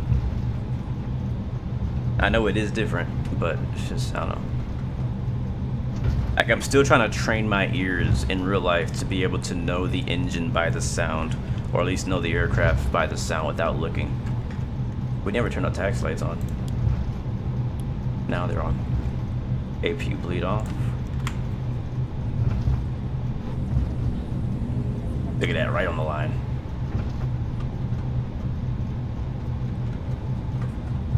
Alright, this next one's gonna be Zulu right here. And it's gonna have us going straight down, make a left turn on Mike to go to runway 8. Airport elevation here is 5,351 at runway 8. Yeah, Mike, we're going runway 8, my friend, runway 8. And it is clear, like there's not a friggin' cloud in the sky. Sheesh. Alright, let's see, we're gonna be switching over to to frequency 132.35. I got, do I have that? Yeah, 32. Alright, 132.35 so we're gonna go to when we get there. Yep, the Mile High City. Let's get us drive by real quick. Oh, hello.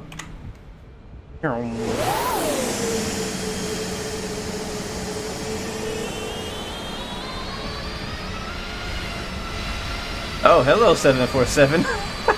I didn't see you there. And look at those mountains in the background. And boom, drive by.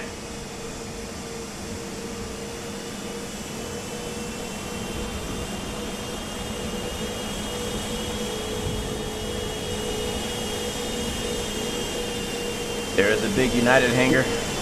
Yeah, the 747 is really loud back behind us. What livery and plane are you actually flying back there? Are you really in an Atlas Air 747 cargo, or is that my model matching screwing up?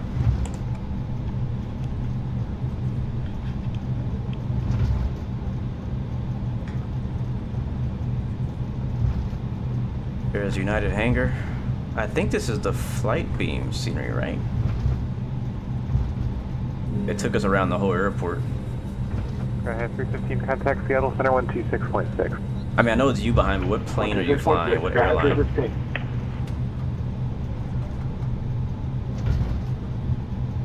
Oh, another Frontier plane ahead of us. Cool. A Neo.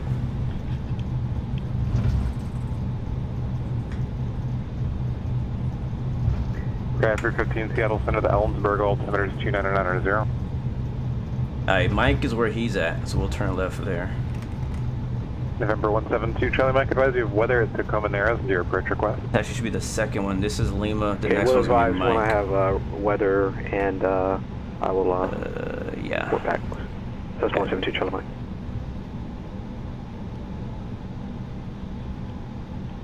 Welcome, Captain No Gear. Welcome to the stream, my friend. Good to see you. You know, this is the first time I've flown Frontier in the sim since I started working with Frontier in real life.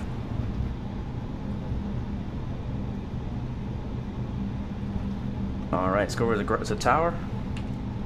132.35. Again, the guys, this is a half Pilotedge and a half VATSIM flight, so once we get in the air, I'm not sure how far he'll take us, but eventually we will lose Pilotedge connection, and we'll switch over to VATSIM and land on VATSIM in Omaha, Nebraska. Seattle approach November 172 Charlie Mike has weather at Tacoma, and we're like the RNAV runway 17. Stand by, No Gear. November 172 Charlie Mike, cross FAB due at 2000, cleared RNAV runway 17 approach. Cross FAB due at 2000, cleared RNAV 17 approach. 172 Charlie Mike. Departure, guys, is on 126.1.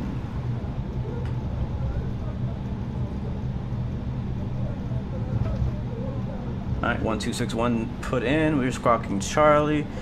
We're departing to Eon 6. It's going to be straight out 083 in the heading. And then over to Royal. Denver Tower. Frontier Flight 116. Holding short at 8. And Mike, ready to go. Frontier Flight 116, Denver Tower, runway 8, cleared for takeoff. Runway 8, clear for takeoff. Frontier Flight 116. Alright, guys. Lights on. Let's get it.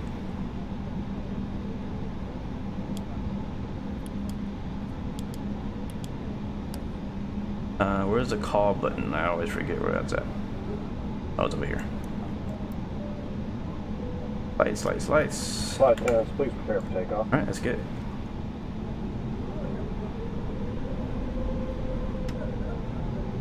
Alright, finals clear. Runway's clear. We got our cup. America's greenest airline.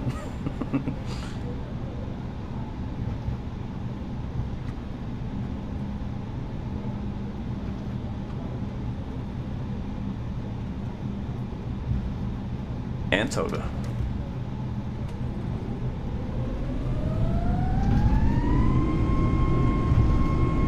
Getting some camera shake from FS Realistic.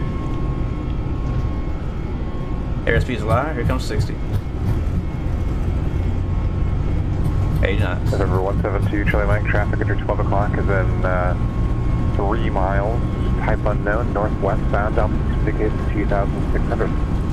172 B1, Charlie Mike, IMC. 17 Charlie Mike, roger. Positive rate, you're up.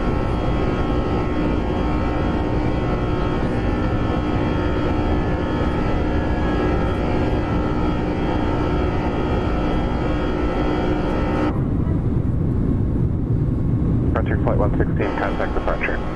Over to departure, Frontier Flight 116.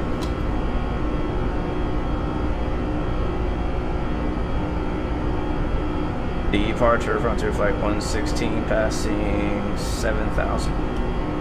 Frontier Flight 116, Denver departure, radar contact.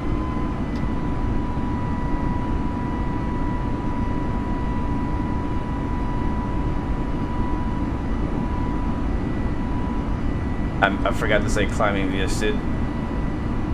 By the way, XP, if you're watching, if you don't say stuff like that, you will fail your I ratings.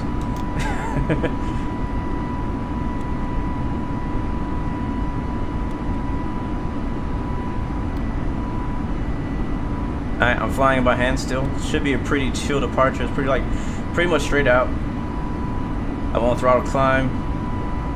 It's really interesting actually. Like I'm seeing a lot more camera movement than I'm used to with FS Realistic.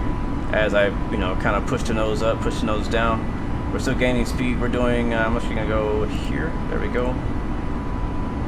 You can actually, yeah, we actually catch some of the bumps we're getting here in the air.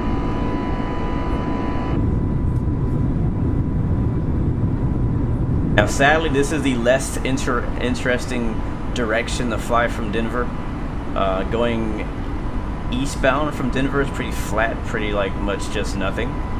Going westbound from Denver is when you get all the beautiful mountains and stuff like that. Here comes 9,000. Autopilot's coming on as we have a altitude restriction of 10,000. I'm gonna turn on our constraints. And there's 10,000 at Royal. Once we get past Royal, we continue to 12,000 feet.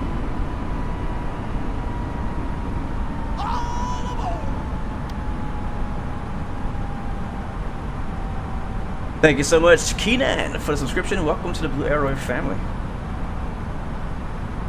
Alright, we're pretty much hands off. Autopilot is on. And I'm gonna be honest with you guys, I'm actually really digging FS Realistic so far.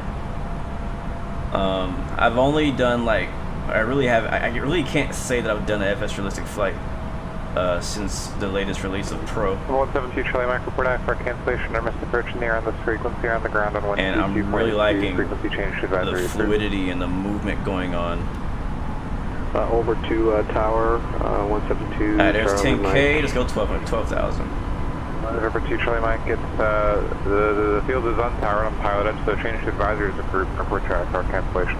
Report Alright, IFR there's cancellation 12,000. on this Lights frequency off. and change to advisory frequency approved 172 Charlie Mike. You know, to be honest with you, I've never done a flight where I took off inside the Pilotedge coverage area and I was landing outside. But I'm liking it. I like the idea a lot.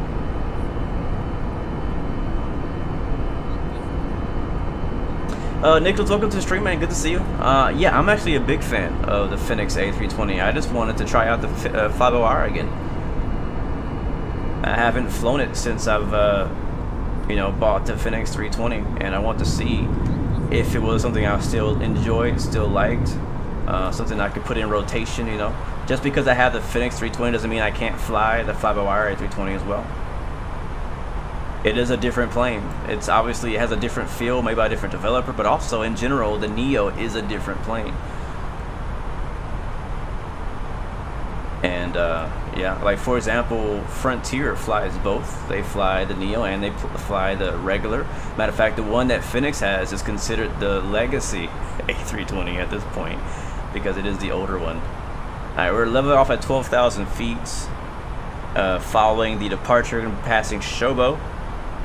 Once we get past 12,000, we cleared to climb. There's no to 23,000 feet actually. Once we get past this waypoint, and here it is. We're rocking to the right. You are now rocking with the Airbus A320. All right, there we go. 14,000, and continue climb. Looking good so far, man. I don't know. We'll see when we land how I feel, but like, yeah, this plane, yeah, it's good. That's real good. Isn't there like a map in here somewhere? I thought I had a map. Maybe I'm getting that confused. Nope, no map.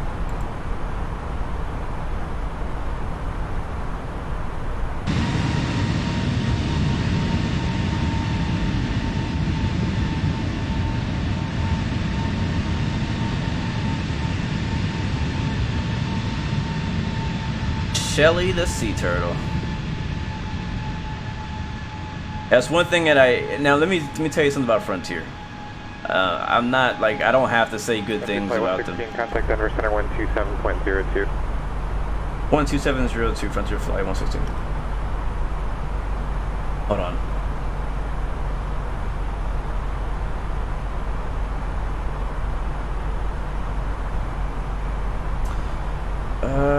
Departure Frontier Flight 116 is level at 14,000, climbing via SID. Frontier Flight 116 Denver Center, climb and maintain flight level 370. Up to flight level 370, Frontier Flight 116. Alright, up to our cruise.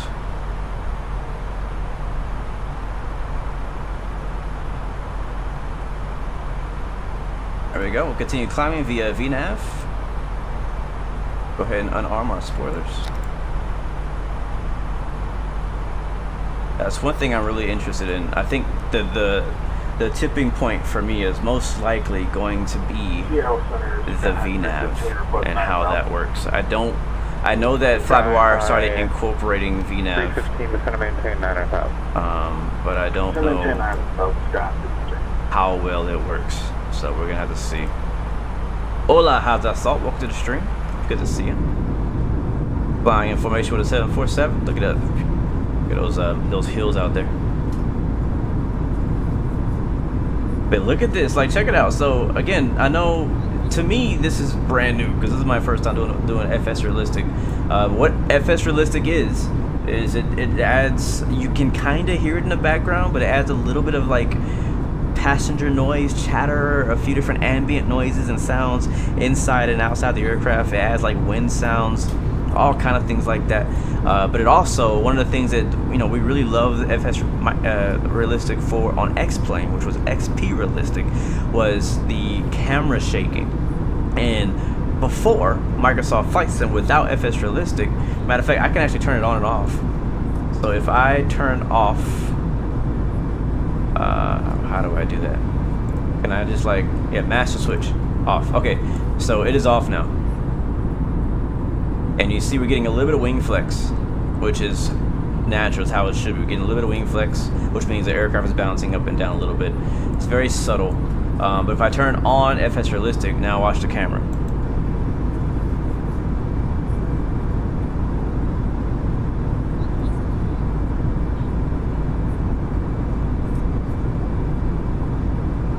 It'd be better if it was like a rough and turbulent day, or if I was flying it by hand, but you can't even notice the difference right now. Not a good explanation, but point is, when it is shaking around, it will you'll see the camera bouncing around a little bit. Alright, here comes 18,000. We want a standard now.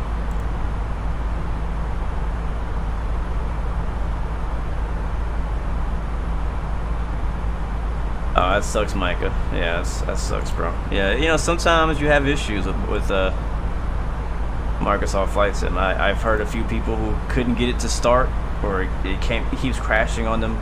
It could be your scenery. I don't know if you're running a third-party scenery. You might want to uninstall it.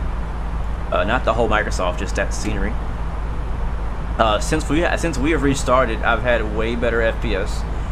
Pretty much almost no stutters. And so here's what we're going to do. I'm not sure where we're going to transition out of Pilotedge and into VATSIM, but I'm going to keep my eye on the VATSIM map to see where we are and if we need to call anybody on ATC. I doubt it. I highly doubt it. We're about 50 minutes out from Omaha now. And yeah, so Denver ground is still online. Our top of climb is going to be right before we get into Nebraska, the Colorado-Nebraska border. That's a good idea too. Empty your community folder. Like if you're having really bad issues with your Microsoft Flight Sim, I recommend just completely empty your community folder. Now you don't have to delete it. Just take everything out and put it like in a folder on your desktop. And then reboot up Microsoft Flight Sim. See if it'll run vanilla or like clear of all mods. And if it works like that, then it's one of your mods. I had the same issue, not the same, but a similar problem where I couldn't find out what was wrong with my Microsoft Flight Sim. So I had to empty out my entire community folder to find out. I can't remember what it was, but I found out it was one of the apps I was running. Matter of fact, I think it was one of the Rex ones. I think it was Rex AccuSeasons or Weather. One of those plugins was causing an issue, and it was causing me to have this horrible. So yeah. Kenan, what were you asking, man? Did I miss your question? I'm sorry.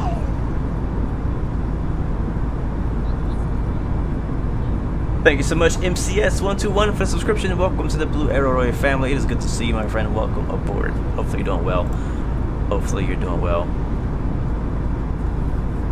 Yeah, the thing is, you got to kind of be patient with Microsoft Flight Sim. You really do. You can kind of see it bouncing now. If you look at the bottom, you gotta be pretty patient because so many things can go wrong, and they're so hard to explain. And sometimes it's hard to find other people who are having the same problem as you as well. So just be patient with it. You know, do some research, look it up on the forum, look it up online, look up it on YouTube videos, and yeah. Brandon M, is that 747 AIG traffic?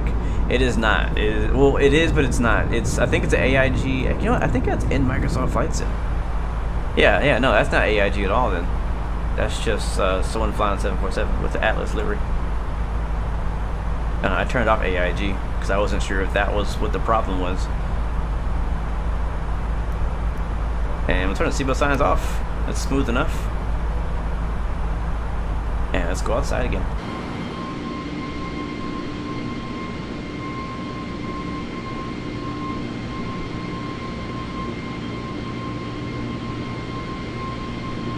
Yeah, and another thing about the Neo in general is I think the Neo in real life, if I had to compare the A320 Neo in real life, this is not Phoenix versus Fly-by-Wire, none of that, right? This is just real life. The A320 Neo versus the A320 CEO, which is the regular version. I personally like the Neo better. I think it sounds better. I think it looks better. And technically it is better. It was built to be more fuel efficient than the old version. It was built to replace the old version. 315 to Wenatchee, altimeter 2982, advise you of the weather and your approach request. 2982 will advise. What are my thoughts on the honeycomb throttle? I think it's great. I think it's one of the best throttles out there. It might be the best throttle out there, depending on what you're looking for. Yeah, Fair Sky 315 has the weather at Wenatchee look like. But for Frontier specifically, I love that they have unique tails for every plane. I think that's my favorite thing. Like Frontier itself is pretty close to like Spirit. You gotta pay for everything. It's very cheap. Like, I'm sorry, I heard Arnav Zulu, but for which one? You don't get any Wi-Fi, entertainment, anything like that. It's, you know, it's bare. It's, you basically pay minimum. 15 cross Wenatchee at 9,000, clear Arnav Zulu, runway 30 approach. And yeah, just like Spirit. But I just like their liveries.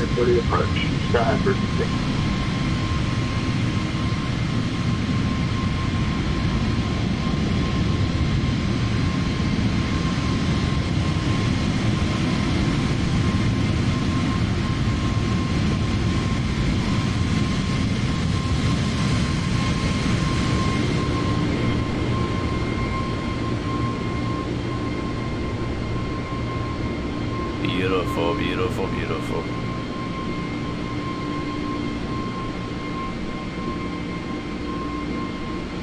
Yeah, so cool. Anyways, we are passing 31,000 feet for 37,000 feet. Your top of clouds coming up very, very soon. Do I recommend rudder pedals or just a joystick with the twist? I recommend rudder pedals. It's better. It's weird at first, but it's much, much better and more realistic. But if you can't afford that, like if that's not like an option, then the twist is good enough, right? It'll do, because that's what I was doing before. My first flight sim hardware was the Thrustmaster T16000, which is like it's just like what I have, except it's the orange and black one. And all that came with was a throttle. I didn't have a rudder pedal at the time. And on the throttle itself, it had like a little rudder thing on it, like a little rudder flap. Eventually it stopped working, but that's what I was using for the longest time as my rudder pedal. I didn't have rudder pedals. So yeah, use what you can, use what you can get. If all you have is a twist on your joystick, then use that as your rudder. But if you can get pedals, it's much better. Much, much better. Thank you so much, KDEN-KOMA, for the subscription. Welcome to the Blu-ray family. Good to see you, my friend. Welcome aboard.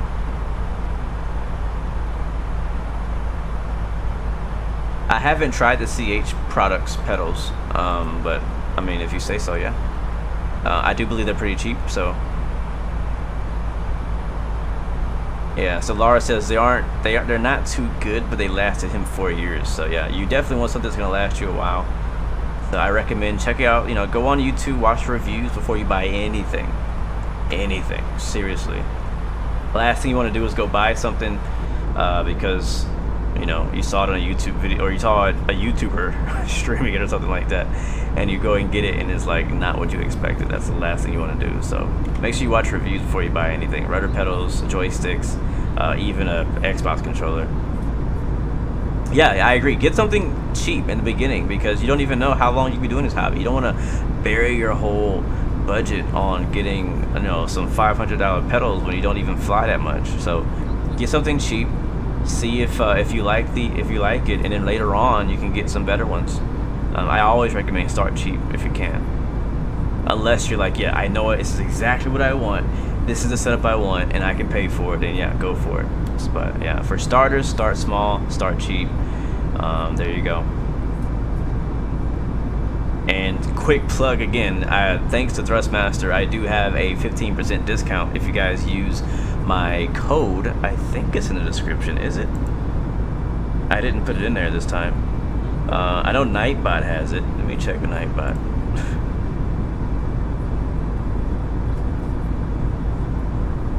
Yeah, you guys get a 15% discount off the Thrustmaster T-Flight full kit. That includes joystick, throttle, and rudder pedals.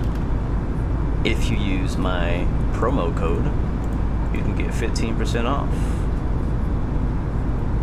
And as I just mentioned, it's a great starter joystick. It's pretty cheap for what you get. All right, about to level off at 37,000. And I'm gonna make sure my flight plan is filed for VATSIM, because we are gonna have to switch over there pretty soon. I'm not gonna log into VATSIM yet, but I'm just gonna have it ready to go before we're ready to load in, and it will land in Omaha, most likely on Unicom. And honestly, like at that rate, we might as well just stay on Pilotedge because it's not gonna be anybody there anyways. I want to see if I can get. Ladies and gentlemen, once again to the flight deck, your captain speaking. We've just reached our cruising altitude for the flight. As it begins to settle in, I do want to remind you to please keep your feet and elbows clear from the aisle as the flight attendants will be coming through the cabin with galley cards shortly. Also, one more reminder to please refrain from congregating near the front galley where the flight deck door is located. Thank you. Max Parks, if money was not an issue, which do I enjoy more, Pilotedge or VATSIM?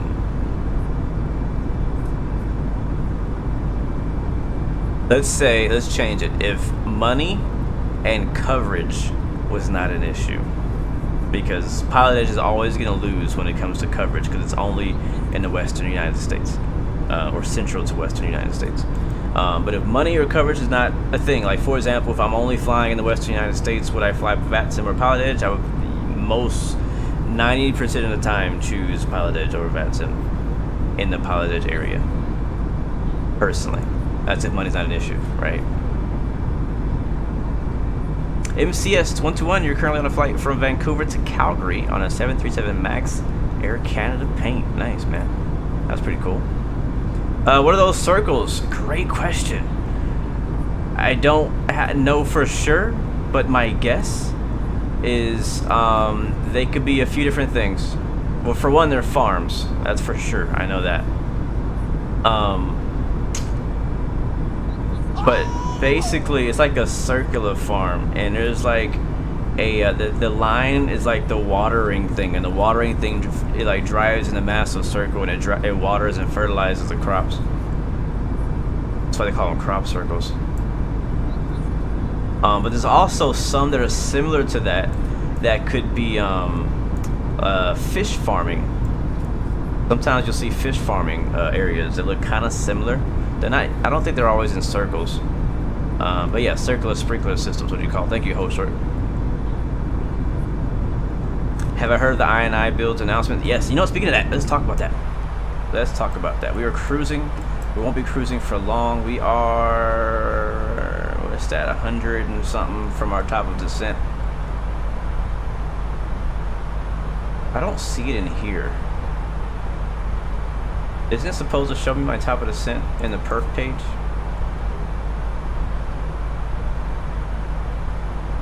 Yeah, I hope that top of descent's right. I really hope it's right. But we're gonna find out soon. But yeah, I want to watch together the trailer, because I haven't really watched it. Actually, I haven't watched it at all, and I want to see it.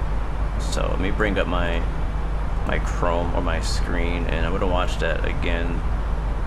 I know that there's a DC-3 in it. I know that the I&I builds is in it. I've heard there's gliders and helicopters in the trailer. I don't know when that's coming out. I have no clue. Let's find out. I know there's also a Halo spaceship. So yeah, matter of fact, there might be a video on my channel about that later tonight. So yeah, I'm just gonna put that out there. Just putting that out there. Let me find this. There it is. I found the trailer. Matter of fact, I haven't watched the whole conference thing, but I'm pretty excited about some of these new games and announcements that have been talked about. Alright, let's bring you guys over to whatchamacallit. Did he ever tell me that I was... Yeah, we're over Nebraska now.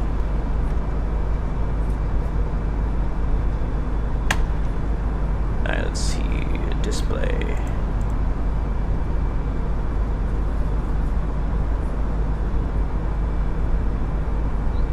Yeah, I'm not gonna lie either, Lars. I don't want to ruin the video that I'm gonna post later, but the Halo ship is actually pretty legit and pretty fun. I have to be honest. I know a lot of people are gonna have a lot of hate for that, for the fact that it came out and it's Halo and it's not realistic because it's it's a game, but at the same time you have to appreciate it for what it is. All right, so let me bring it over and let me know if you guys can see this. Can you see it? Yeah, you can see it. All right, cool. All right, let's watch this trailer. Hopefully the music doesn't copyright me. We'll find out. I'm just gonna turn it down. Introducing helicopters, gliders, and new aircraft. All right, cool. Make it big. Make it big.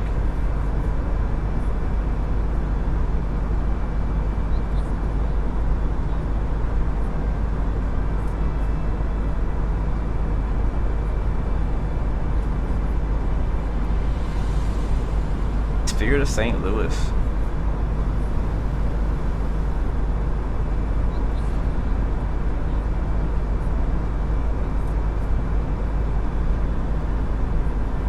That plane is already in the game, I thought. No, maybe not. I don't think it is. That looks cool. A310. Can I pause it on the A310? Oh my god, I&I builds. That looks amazing.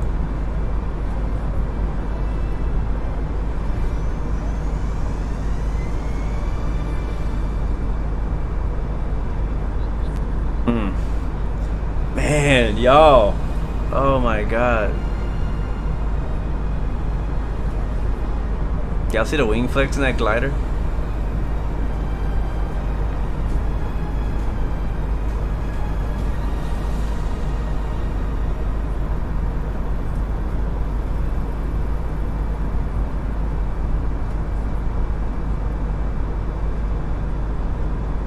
Is that it? That's not it, is it? Only half over. November 2022. That's a ways from now.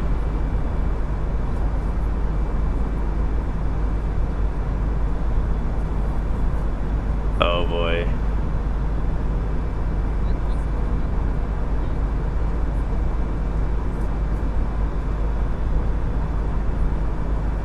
Oh my god.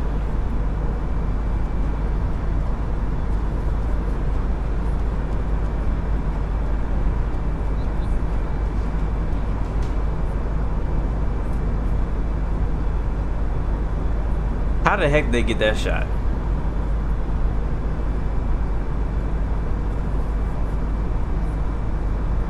Halo Infinite.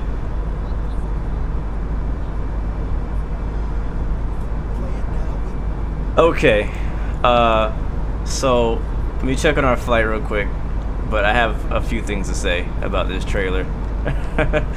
Yeah, we're good. We have a ways to our top of the descent. I still have Pilotedge on, so if they call me, I can hear them. But we're most likely going to be getting cancel IFR pretty soon. If we haven't gotten it already. I didn't hear it. Alright, so that was my first time watching that trailer. And first of all, this whole like Wright brothers plane is interesting. I might fly it once or twice, but probably not very often, but still it's pretty cool. One thing I like that Microsoft is doing, and I'm noticing, is Microsoft Flight Simulator is turning.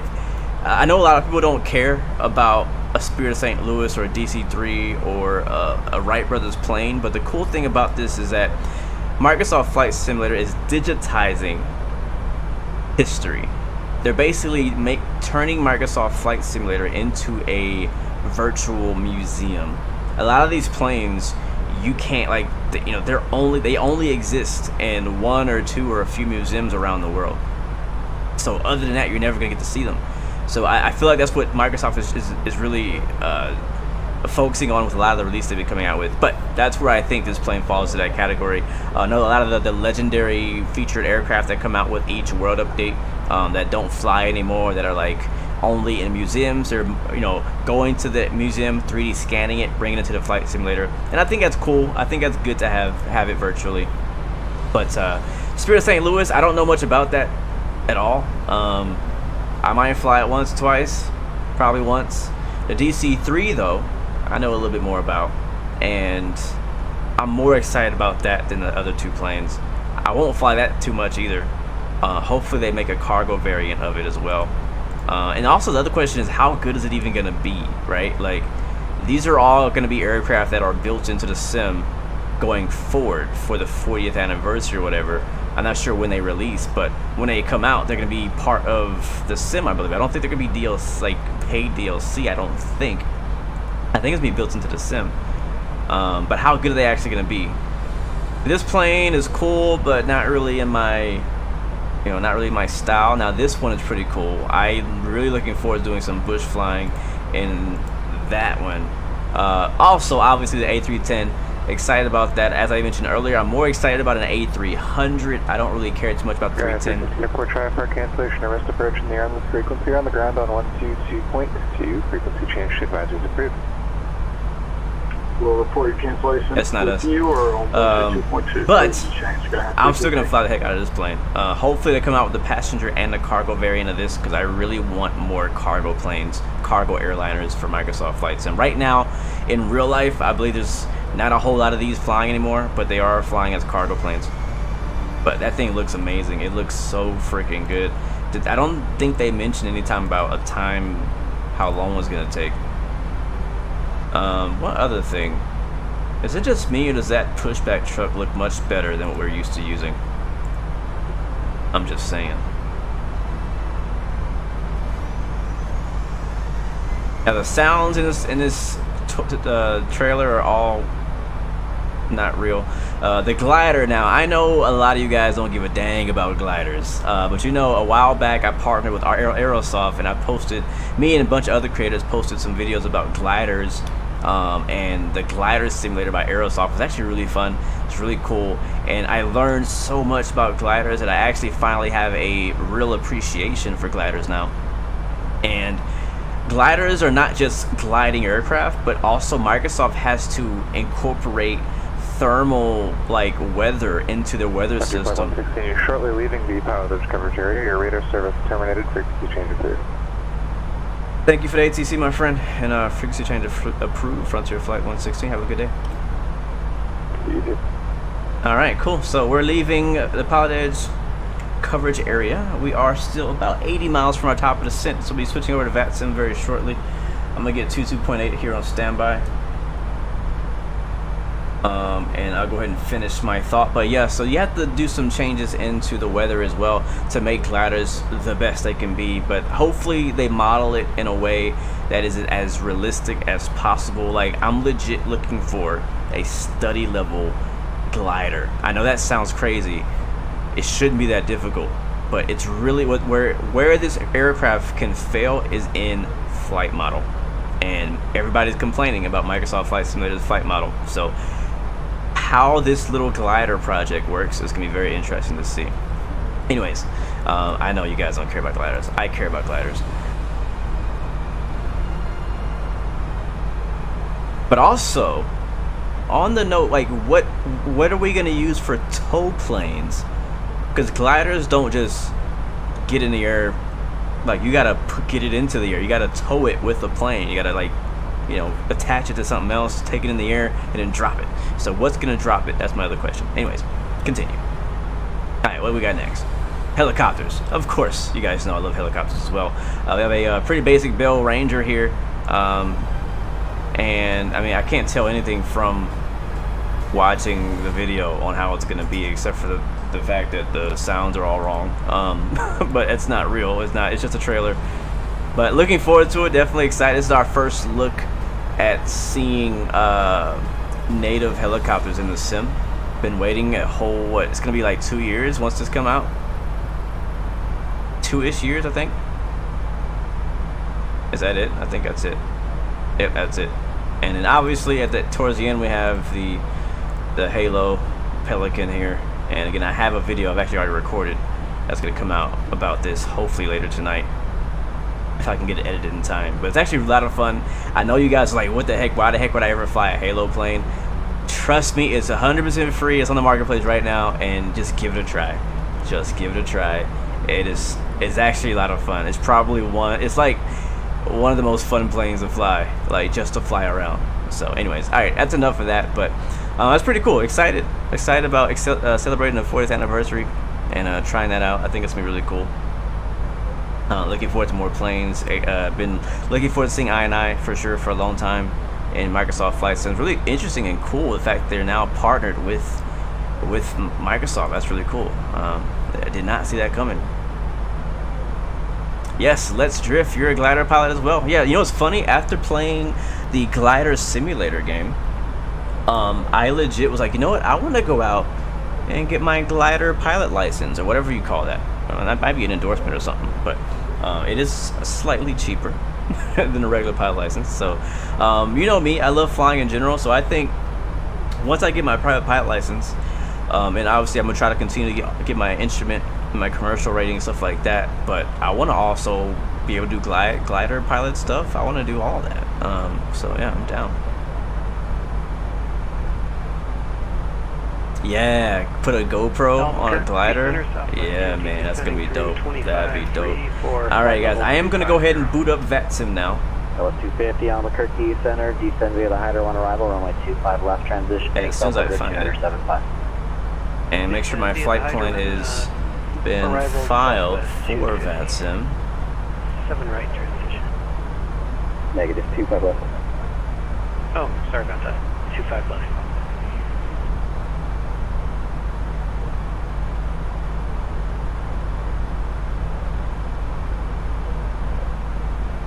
Let me find it. There we go. Alright, it's been filed.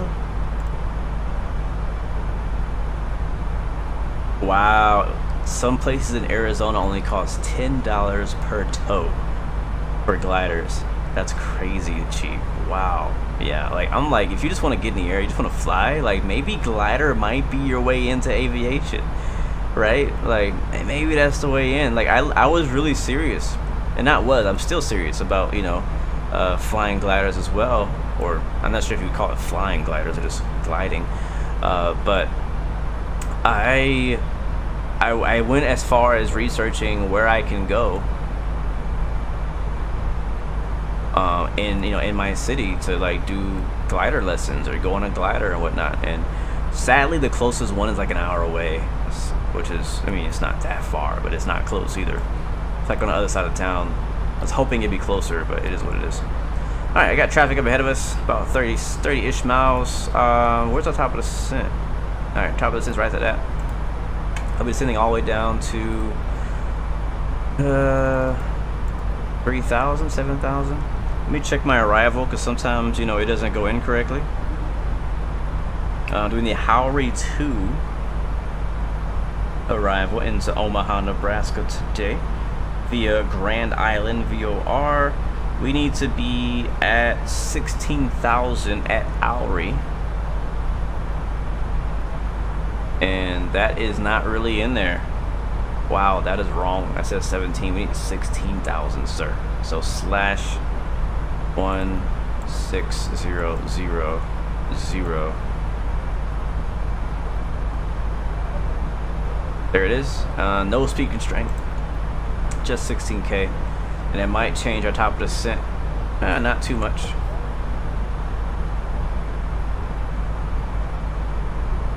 Albuquerque Center, United 241, level, flight level 290. And what I'm going to do to back up, because I don't trust. 241, Albuquerque Center, descend via the Bruiser 1 arrival, runway 7.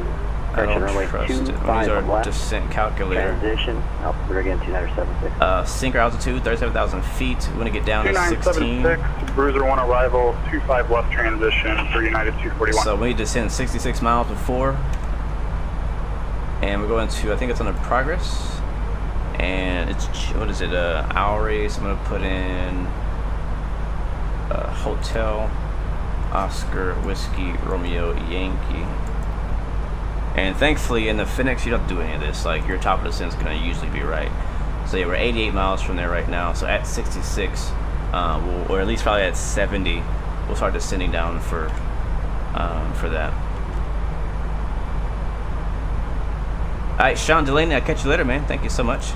Hello, Cole Pilot. Welcome to the stream. Good to see you as well. Yeah, it's true. People don't know that. You're right. People don't realize that, you know, they think gliders are kind of like boring because they don't have engines. And I get it. I thought the same thing before I was, you know, exposed to gliders and to the glider world. But yeah, you can fly. I mean, like Laura said, like 500 miles just gliding, no engine. Right? You can fly for hours just in a glider. You can fly cross country in a glider. It sounds crazy, but the way that the thermals and the air works, it's really like, it blows my mind still to this day how it's even possible, but it is.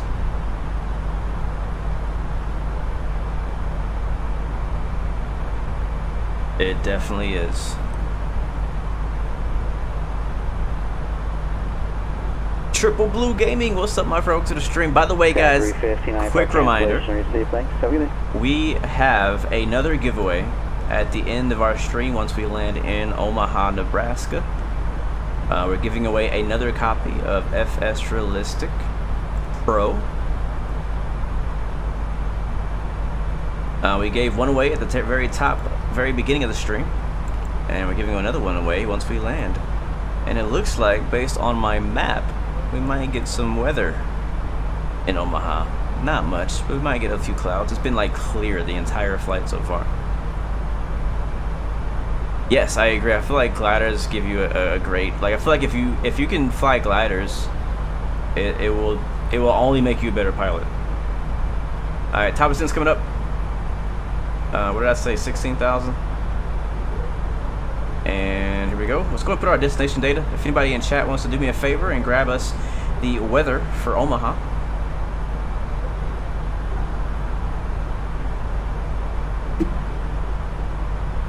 And we are already on VATSIM.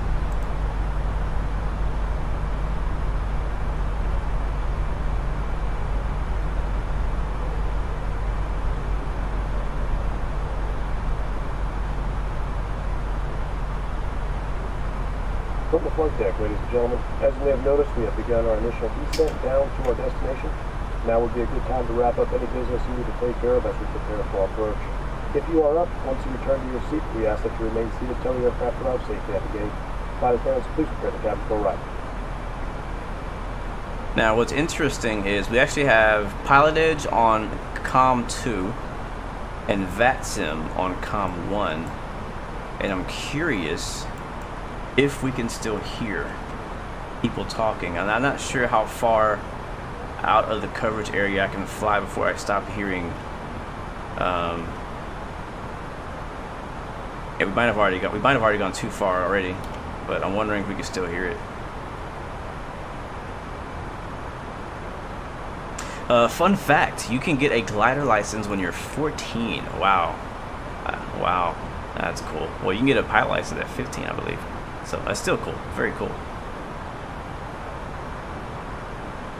Flight Simulator has another show on Tuesday. World Update 10. When does World Update Update 10 come out, and what's coming out with it? I think I've fallen behind keeping up with all the world updates. What are they releasing with this next one? Again, I need someone in chat to grab me the weather, please. For Omaha, KOMA. I'll get it here too.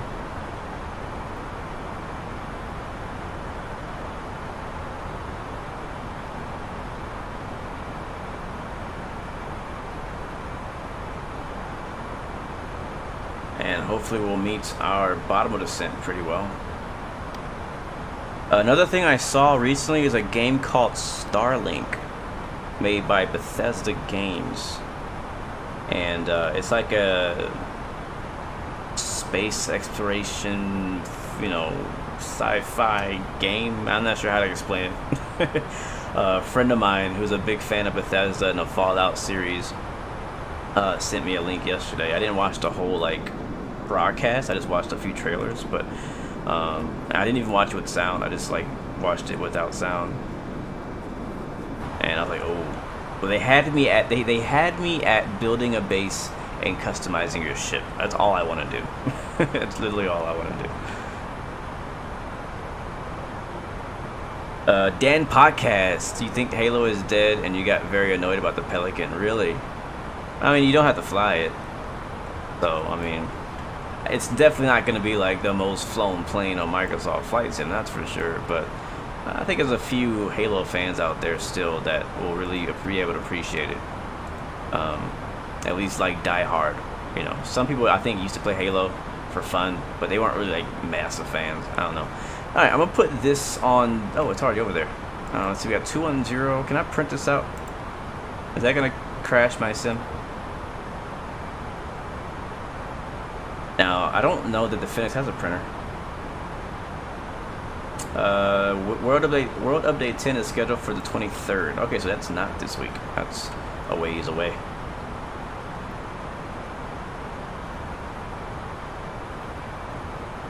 Alright, what we got here? So, Omaha, weather 210 at 10, gusting 20.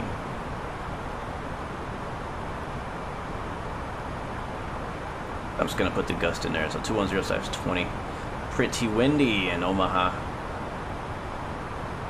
2955 is altimeter. 2955. Where does that go? Here, QNH. And the temperature is 34. And our decision height, 1185. That's coming from my chart. And that's all filled out. Yeah. I wish they had all the information on the perf page, but I guess that's going to have to come with a more robust VNav because it doesn't have it. We're 29 miles from Howry now. We need to be there at 16,000, and I don't know if we're going to make it.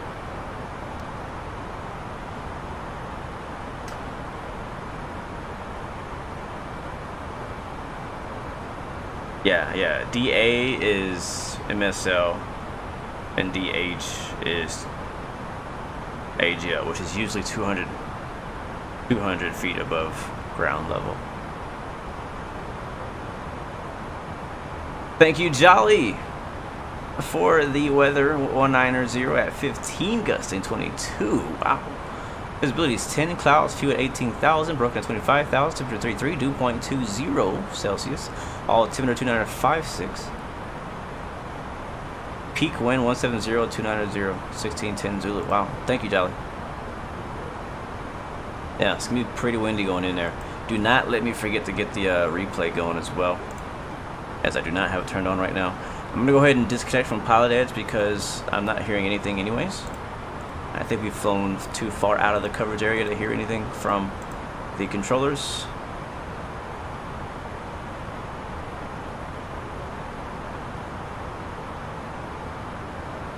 Thank you, Justin, as well. Sorry, yours got hidden for some reason. I know personally, I don't play Halo. Like, nothing against Halo, but I've just... And I think the thing for me is that Halo came out when I was very hardcore about PlayStation. And I didn't even have a Xbox. I never actually had the opportunity to play Halo like that. Like, all my friends were playing Halo, and I would go over their house and play Halo with them. But I never owned Halo. I never got to really appreciate the Halo series. I think I would have really enjoyed it if I had actually owned the game and not only played multiplayer or split screen. When Halo came out recently, I didn't play that one.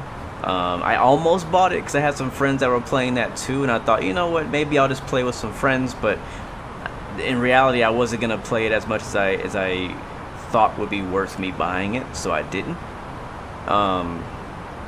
So yeah, but I know there's a lot of people out there who are hardcore Halo fans, and I think they'll be able to appreciate it if they're in the flight sim and the Halo. I don't know how many people are actually going to buy Microsoft Flight Sim just to fly the Halo ship, unless they get it on Game Pass and they can just, you know, play it for a little bit and then throw it away. So FVP, thank you so much for coming through. Good to see you. Hello, welcome to the stream. Yes, the A310 will be free. That is true. Whenever that comes to Microsoft Flight Sim, it will be true. I am also surprised.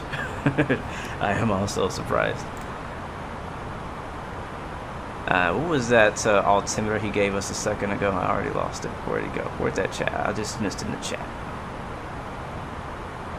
But I'll say this though, the way that they're coming out with these updates, they're making it real hard to spend time in other flight simulators. I'm not lying, like, they really are. They keep coming out with updates, world updates, adding new aircraft.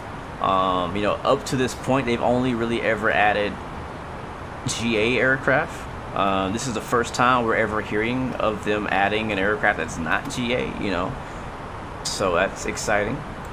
2955. Plus, we're just getting a lot more airliners in general from third-party developers. All right, here comes 16K. After that, we're gonna go ahead and descend ourselves down to, let's go down to 6,000.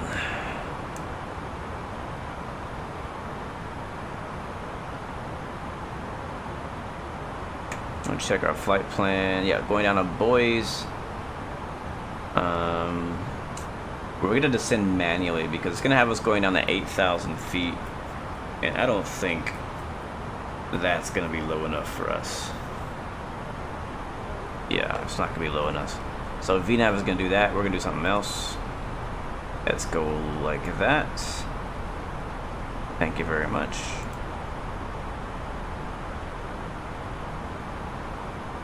Do I think we'll ever see a good A380 in a home simulator? Yes, I know we will. I know we will. When, I don't know.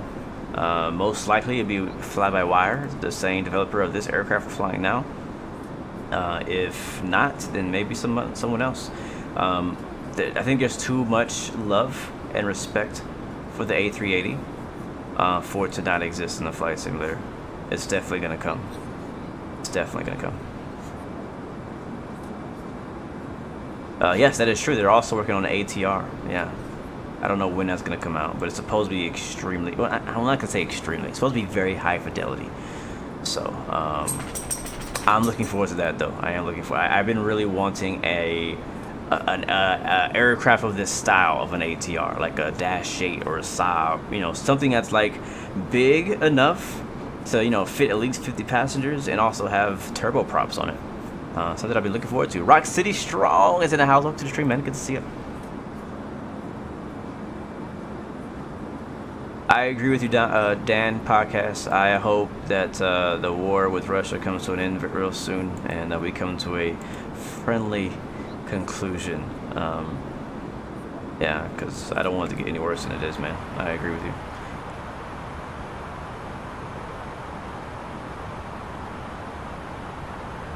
By the way, for the week, tomorrow, planning on hopping back into DCS World. I'm sorry, but I just can't get enough of it lately.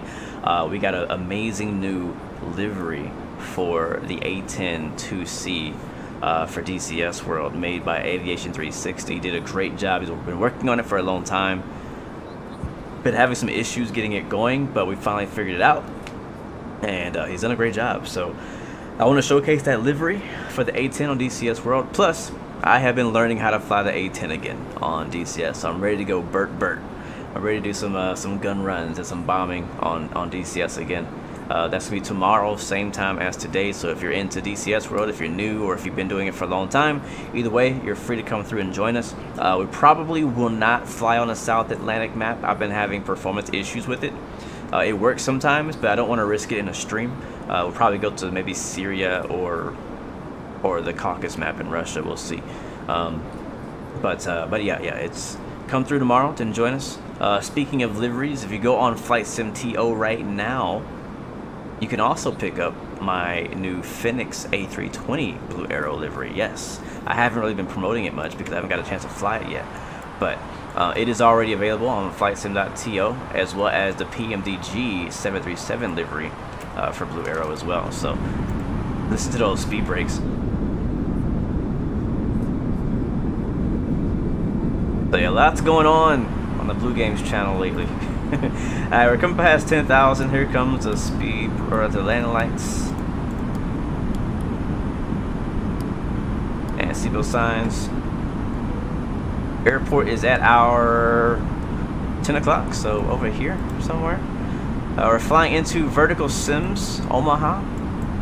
This scenery has been available for a while on X-Plane. Been really enjoying it, and so really excited to finally get it on Microsoft Flight Sim. I don't see the airport, but it is in front of us. I have not watched the Stranger Things new season yet. No, I haven't watched it. I almost watched it this weekend, but decided to do something else. Yeah, we're still gonna get here at 8,000. That's fine. Let's continue our descent down to 4,000. And from here, we're gonna want to go direct to ATIS. Matter of fact, let's do that now. Direct ATIS.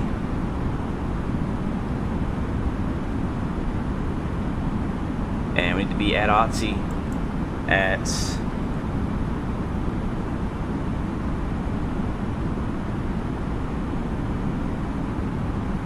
3,000.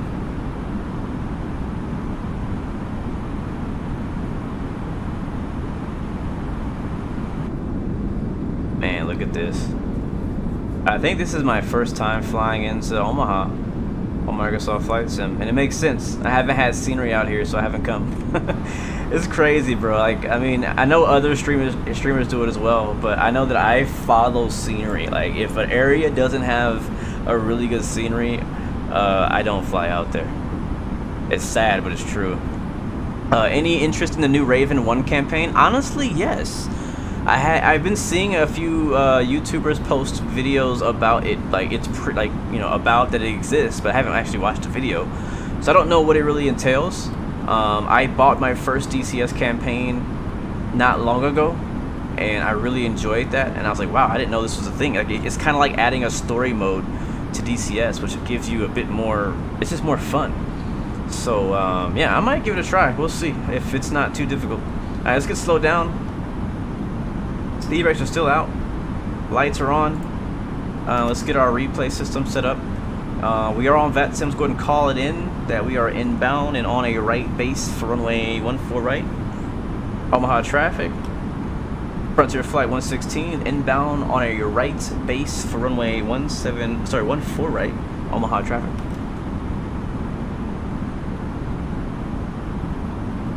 Alright, we're still trying to get slowed up, but we're going pretty fast.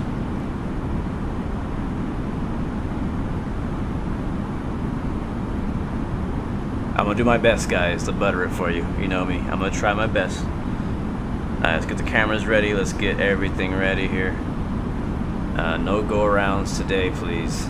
2,500. Why are we speeding up?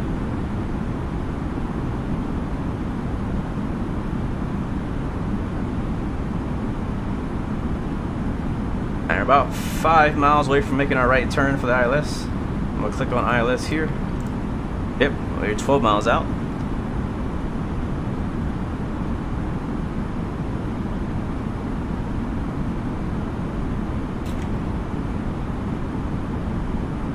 And here comes the right turn.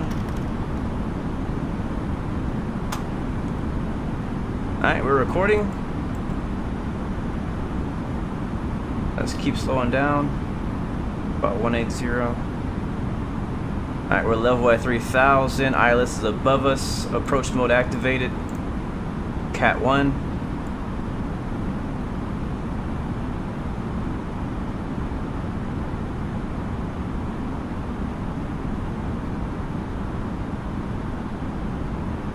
Alright, here we go. And 0x away, flaps down, flaps 1. And Omaha traffic, Frontier Flight 116 now on the ILS for runway 14 right. 10 miles, Omaha. Oh, you suck. I don't know why that keeps happening today. It's been happening ever since I turned on Flight Simulator today. Like data bandwidth or this or that, who knows. Alright, flaps 2. And gear down. Gear down. Thank you.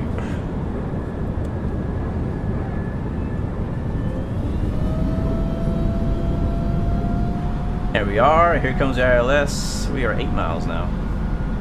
Again, like, just pay attention. Like, I know it kind of may look like it's my track IR, but you see all of the kind of the head shake that comes from FS Realistic, and this is going to be my first landing with it, so I'm curious to see what the ground effect is going to be like. That's what I'm really looking forward to.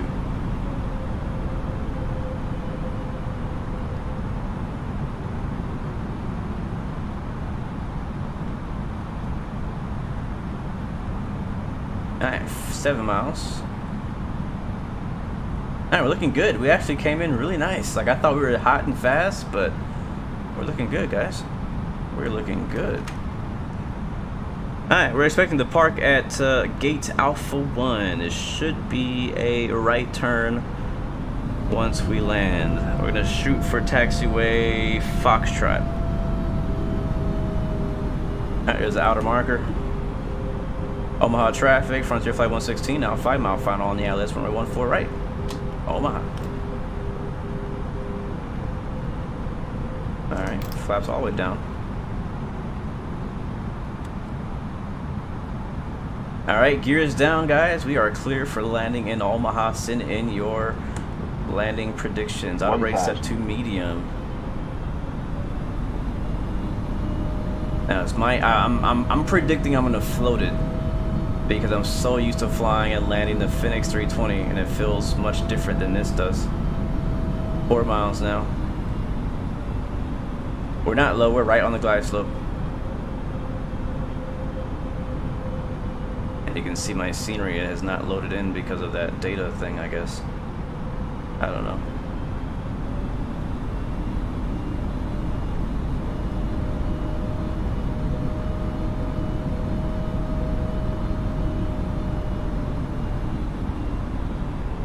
$500. Looking good so far. At 500, I'll take over. 400. My controls. Eye of the aircraft. 300. 100 above. Wow, look at the wind down there on the water. Sheesh. 747 is landing on the crossing runway, so watch out for minimum. him. Getting some stutters on the way in. 100. What the heck? What's going on with my scenery?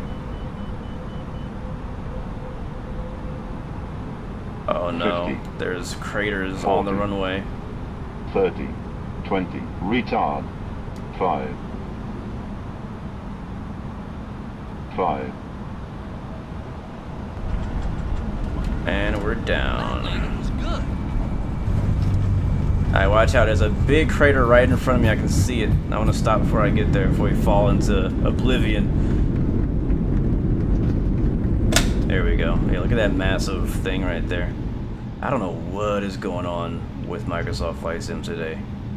It's like hating on me. Like I spent a week in DCS World. I come back, and I come back to this. I don't know what's going on. Wow, this looks horrible. Like, I'm not even the right elevation. Like, the scenery is underground. We did float, but I don't know, man. I don't know. Alright, flaps up. APU on. Let's just get the heck out of here. Like, I don't know what's going on with this sim today. It is not having it. And neither am I. Omaha traffic. Frontier Flight 116 is clear of all runway taxiing to the ramp. Is this the right spot? I think we're on the wrong side. I think Frontier Park's on the other side. Yeah, we're supposed to be on the other side of the tower. But in this case, I don't even care. Is like the server down or something? Oh, a Qatar 747. Is that the same guy who was in the Atlas Air earlier?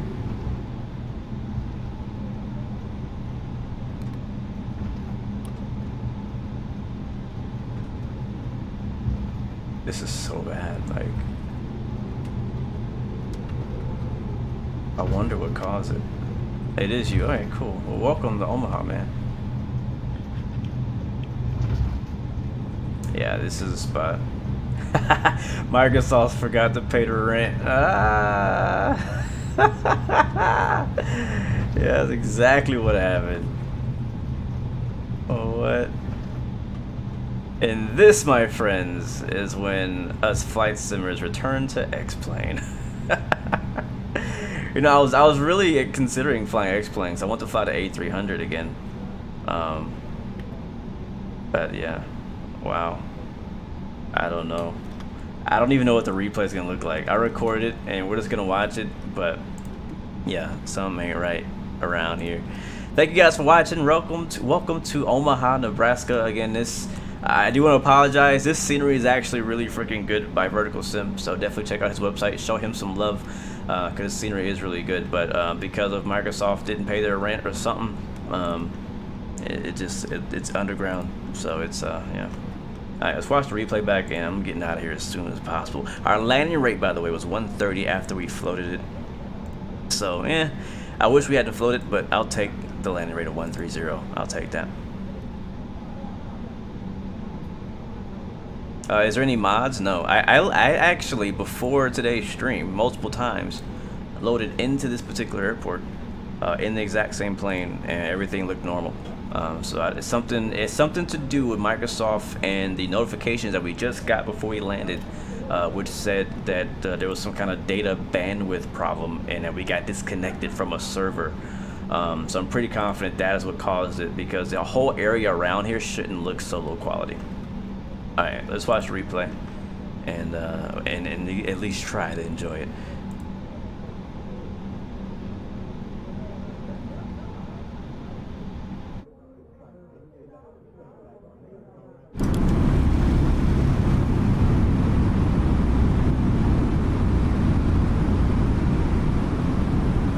Oh yeah, Micah. Yeah, if there's no mods around, we just gotta ignore it. I'm sorry.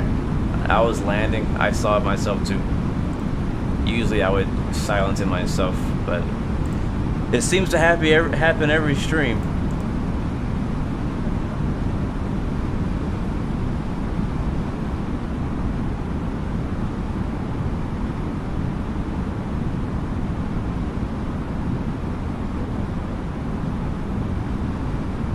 Alright, I'm ready. Alright, let's see this landing. Alright, so my speed brakes were out, so that is actually accurate. Let's go forward a little bit. There we go. There looks good.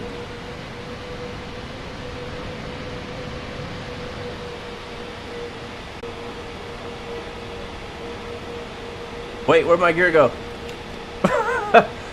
Where'd my gear go? No. Don't do me like that.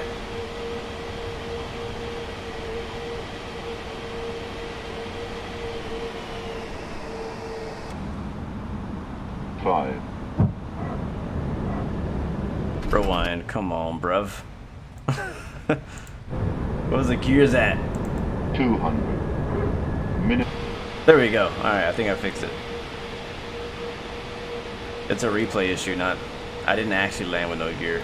There's a crosswind. It is a glider. Speaking of gliders...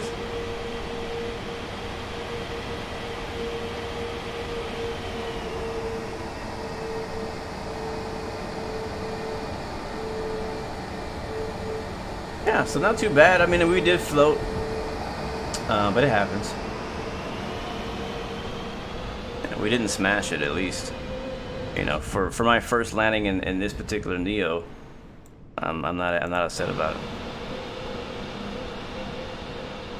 Yeah, that's one of the things too. I saw the crevice, the massive, you know, barrier on the runway, and I was like, you know what, let's avoid that.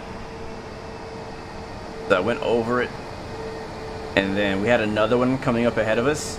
And so I went max brakes, max auto thrust, reverse thrust to avoid this one right here. Because trust me, if we had hit that one, it would have sent us to like outer space. Yeah, so, and I ain't wanted to have that happen today. I wasn't trying to go to outer space today. Alright, let's watch from the inside. I think it might be better. I want to see what the head shake looks like for FS Realistic, because we kind of missed it. It kind of lagged when we were landing.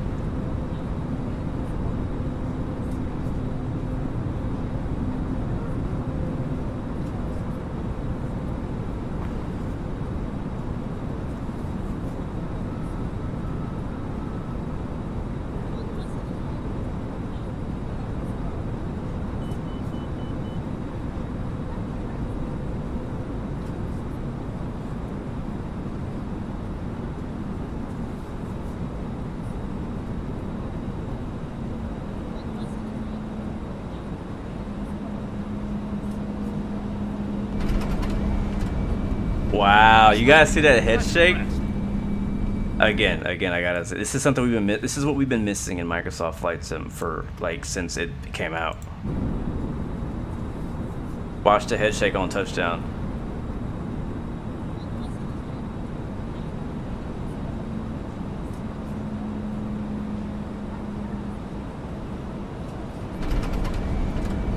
Now for a 130 feet per minute, it might have been a bit aggressive. You know what I'm saying? But yeah, I'm not seeing the audio issues you guys are talking about, like, at all. So I'm not sure what's going on with that.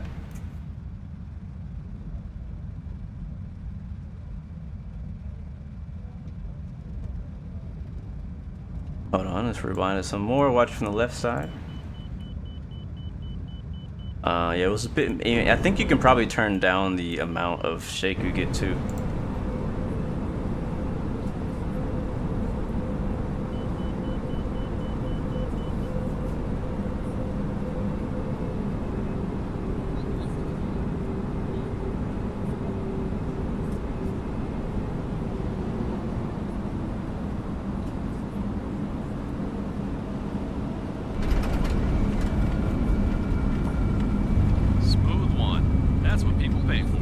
Yeah, even FS Realistic said it was smooth, like even the audio. So I don't know. It's yeah, it is definitely way too aggressive for a 130. Like if I had I would think I had landed at like 300 for it to be that aggressive. Watch from the front, and we'll be done.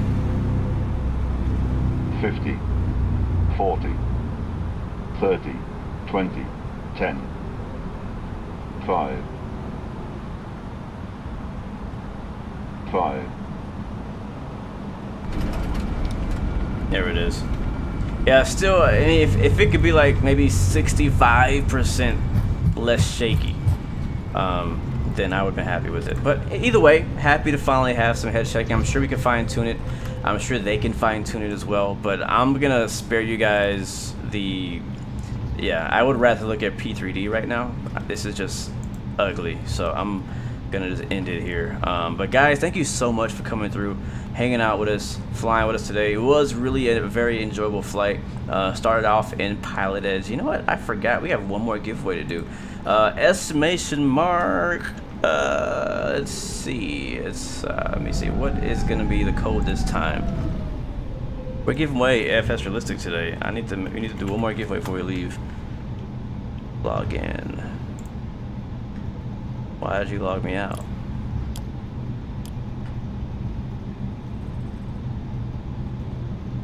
It's gonna be a different keyword than the first one. Let's think. Okay, let's go with I don't know. I'm trying to think what our keyword should be. It could be FSR, but I mean that's like too like basic. Estimation mark fire truck. Yeah, let's do fire truck. Wait, not yet. Starting now. Fire truck in the chat if you want to win a free copy of FS Realistic.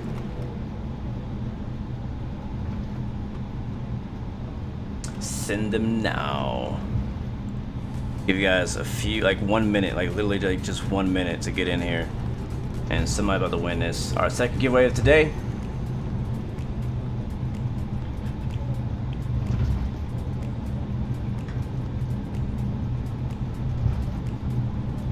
I like it though, honestly, I like it. This is my first time getting to do a flight with it. And I like it. I like what it adds to the sim. It definitely adds something to it as far as the entire.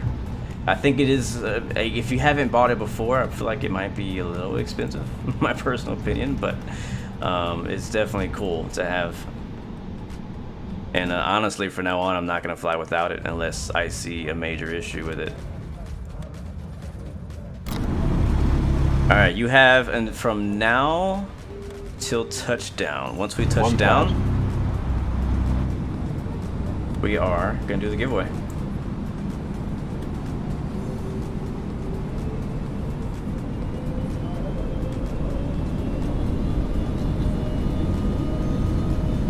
Again, estimation mark fire truck. Good luck. Why doesn't Dovetail Games add the old F40PH that screams at run 8? Oh, I don't know. I don't know, man. I don't know. Thank you so much, STRIX. Thank you so much for coming through, man. Thank you for that, bro. Really appreciate it. Really do appreciate it. I think we're still on VATSIM. I need to get off of VATSIM.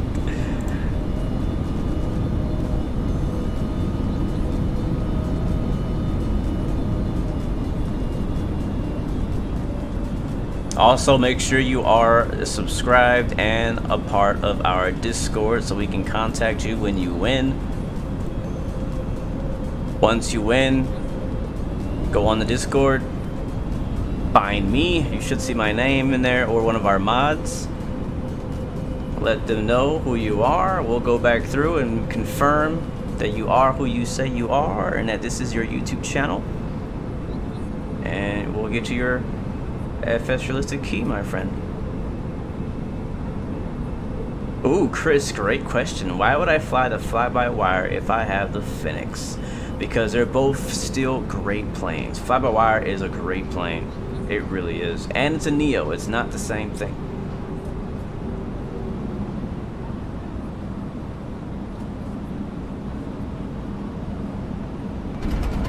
Oh my god, it's so dramatic.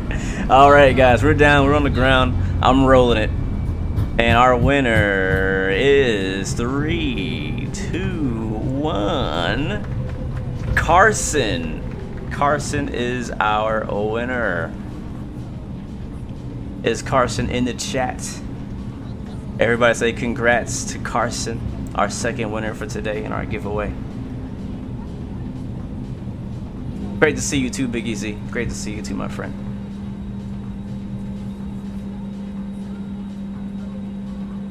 There's Carson right there. All I need to see from you, my friends, that you accepted.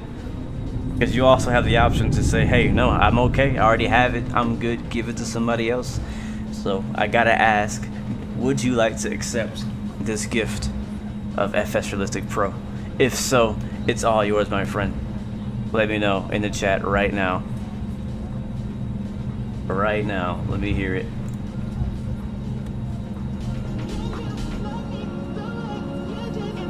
There it is. Well, man, thank you so much for supporting the channel in every way that you do. Thanks for coming out, and I'm glad you won. Hit me up on Discord if you're not already there. Here is the link right here to my Discord. Hop on there, and let's get in contact with you, confirm who you are, and we'll get you your key ASAP. Alright? And I see a couple of Halo. I knew this was gonna happen. As soon as I saw the screenshot of the dang Halo thing, I was like, this is what's gonna happen. This is what Microsoft Flight Sim is gonna be from now on. People like me and you doing legit flights into airports and then, you know, parking next to a Halo Pelican. And that's a problem. It's funny, you know, but it's also, you know, later on, you know, trolls are gonna troll. I'm not saying you guys are trolling because you're well away from me. I'm just saying that it might break some people's immersions. So anyways, guys, it's been fun. Again, thank you so much for coming through and supporting the Blue Game stream. We'll be back tomorrow on DCS World in the 810, rocking a brand new livery, doing some air-to-ground pounding. Alright. Thursday, we should be streaming again. I'm not sure what we're going to do yet. We might do Microsoft Flight Sim. You know, given the way that this stream went, you know, I don't feel like I'm too far from X-Plane at this point now. But we'll see. We'll see. Until next time, though, remember you have 3 choices. Give up, give in, give it all you got. Peace, love, and God bless you. I'll see you guys next time, next video. Thanks for watching. I'm out.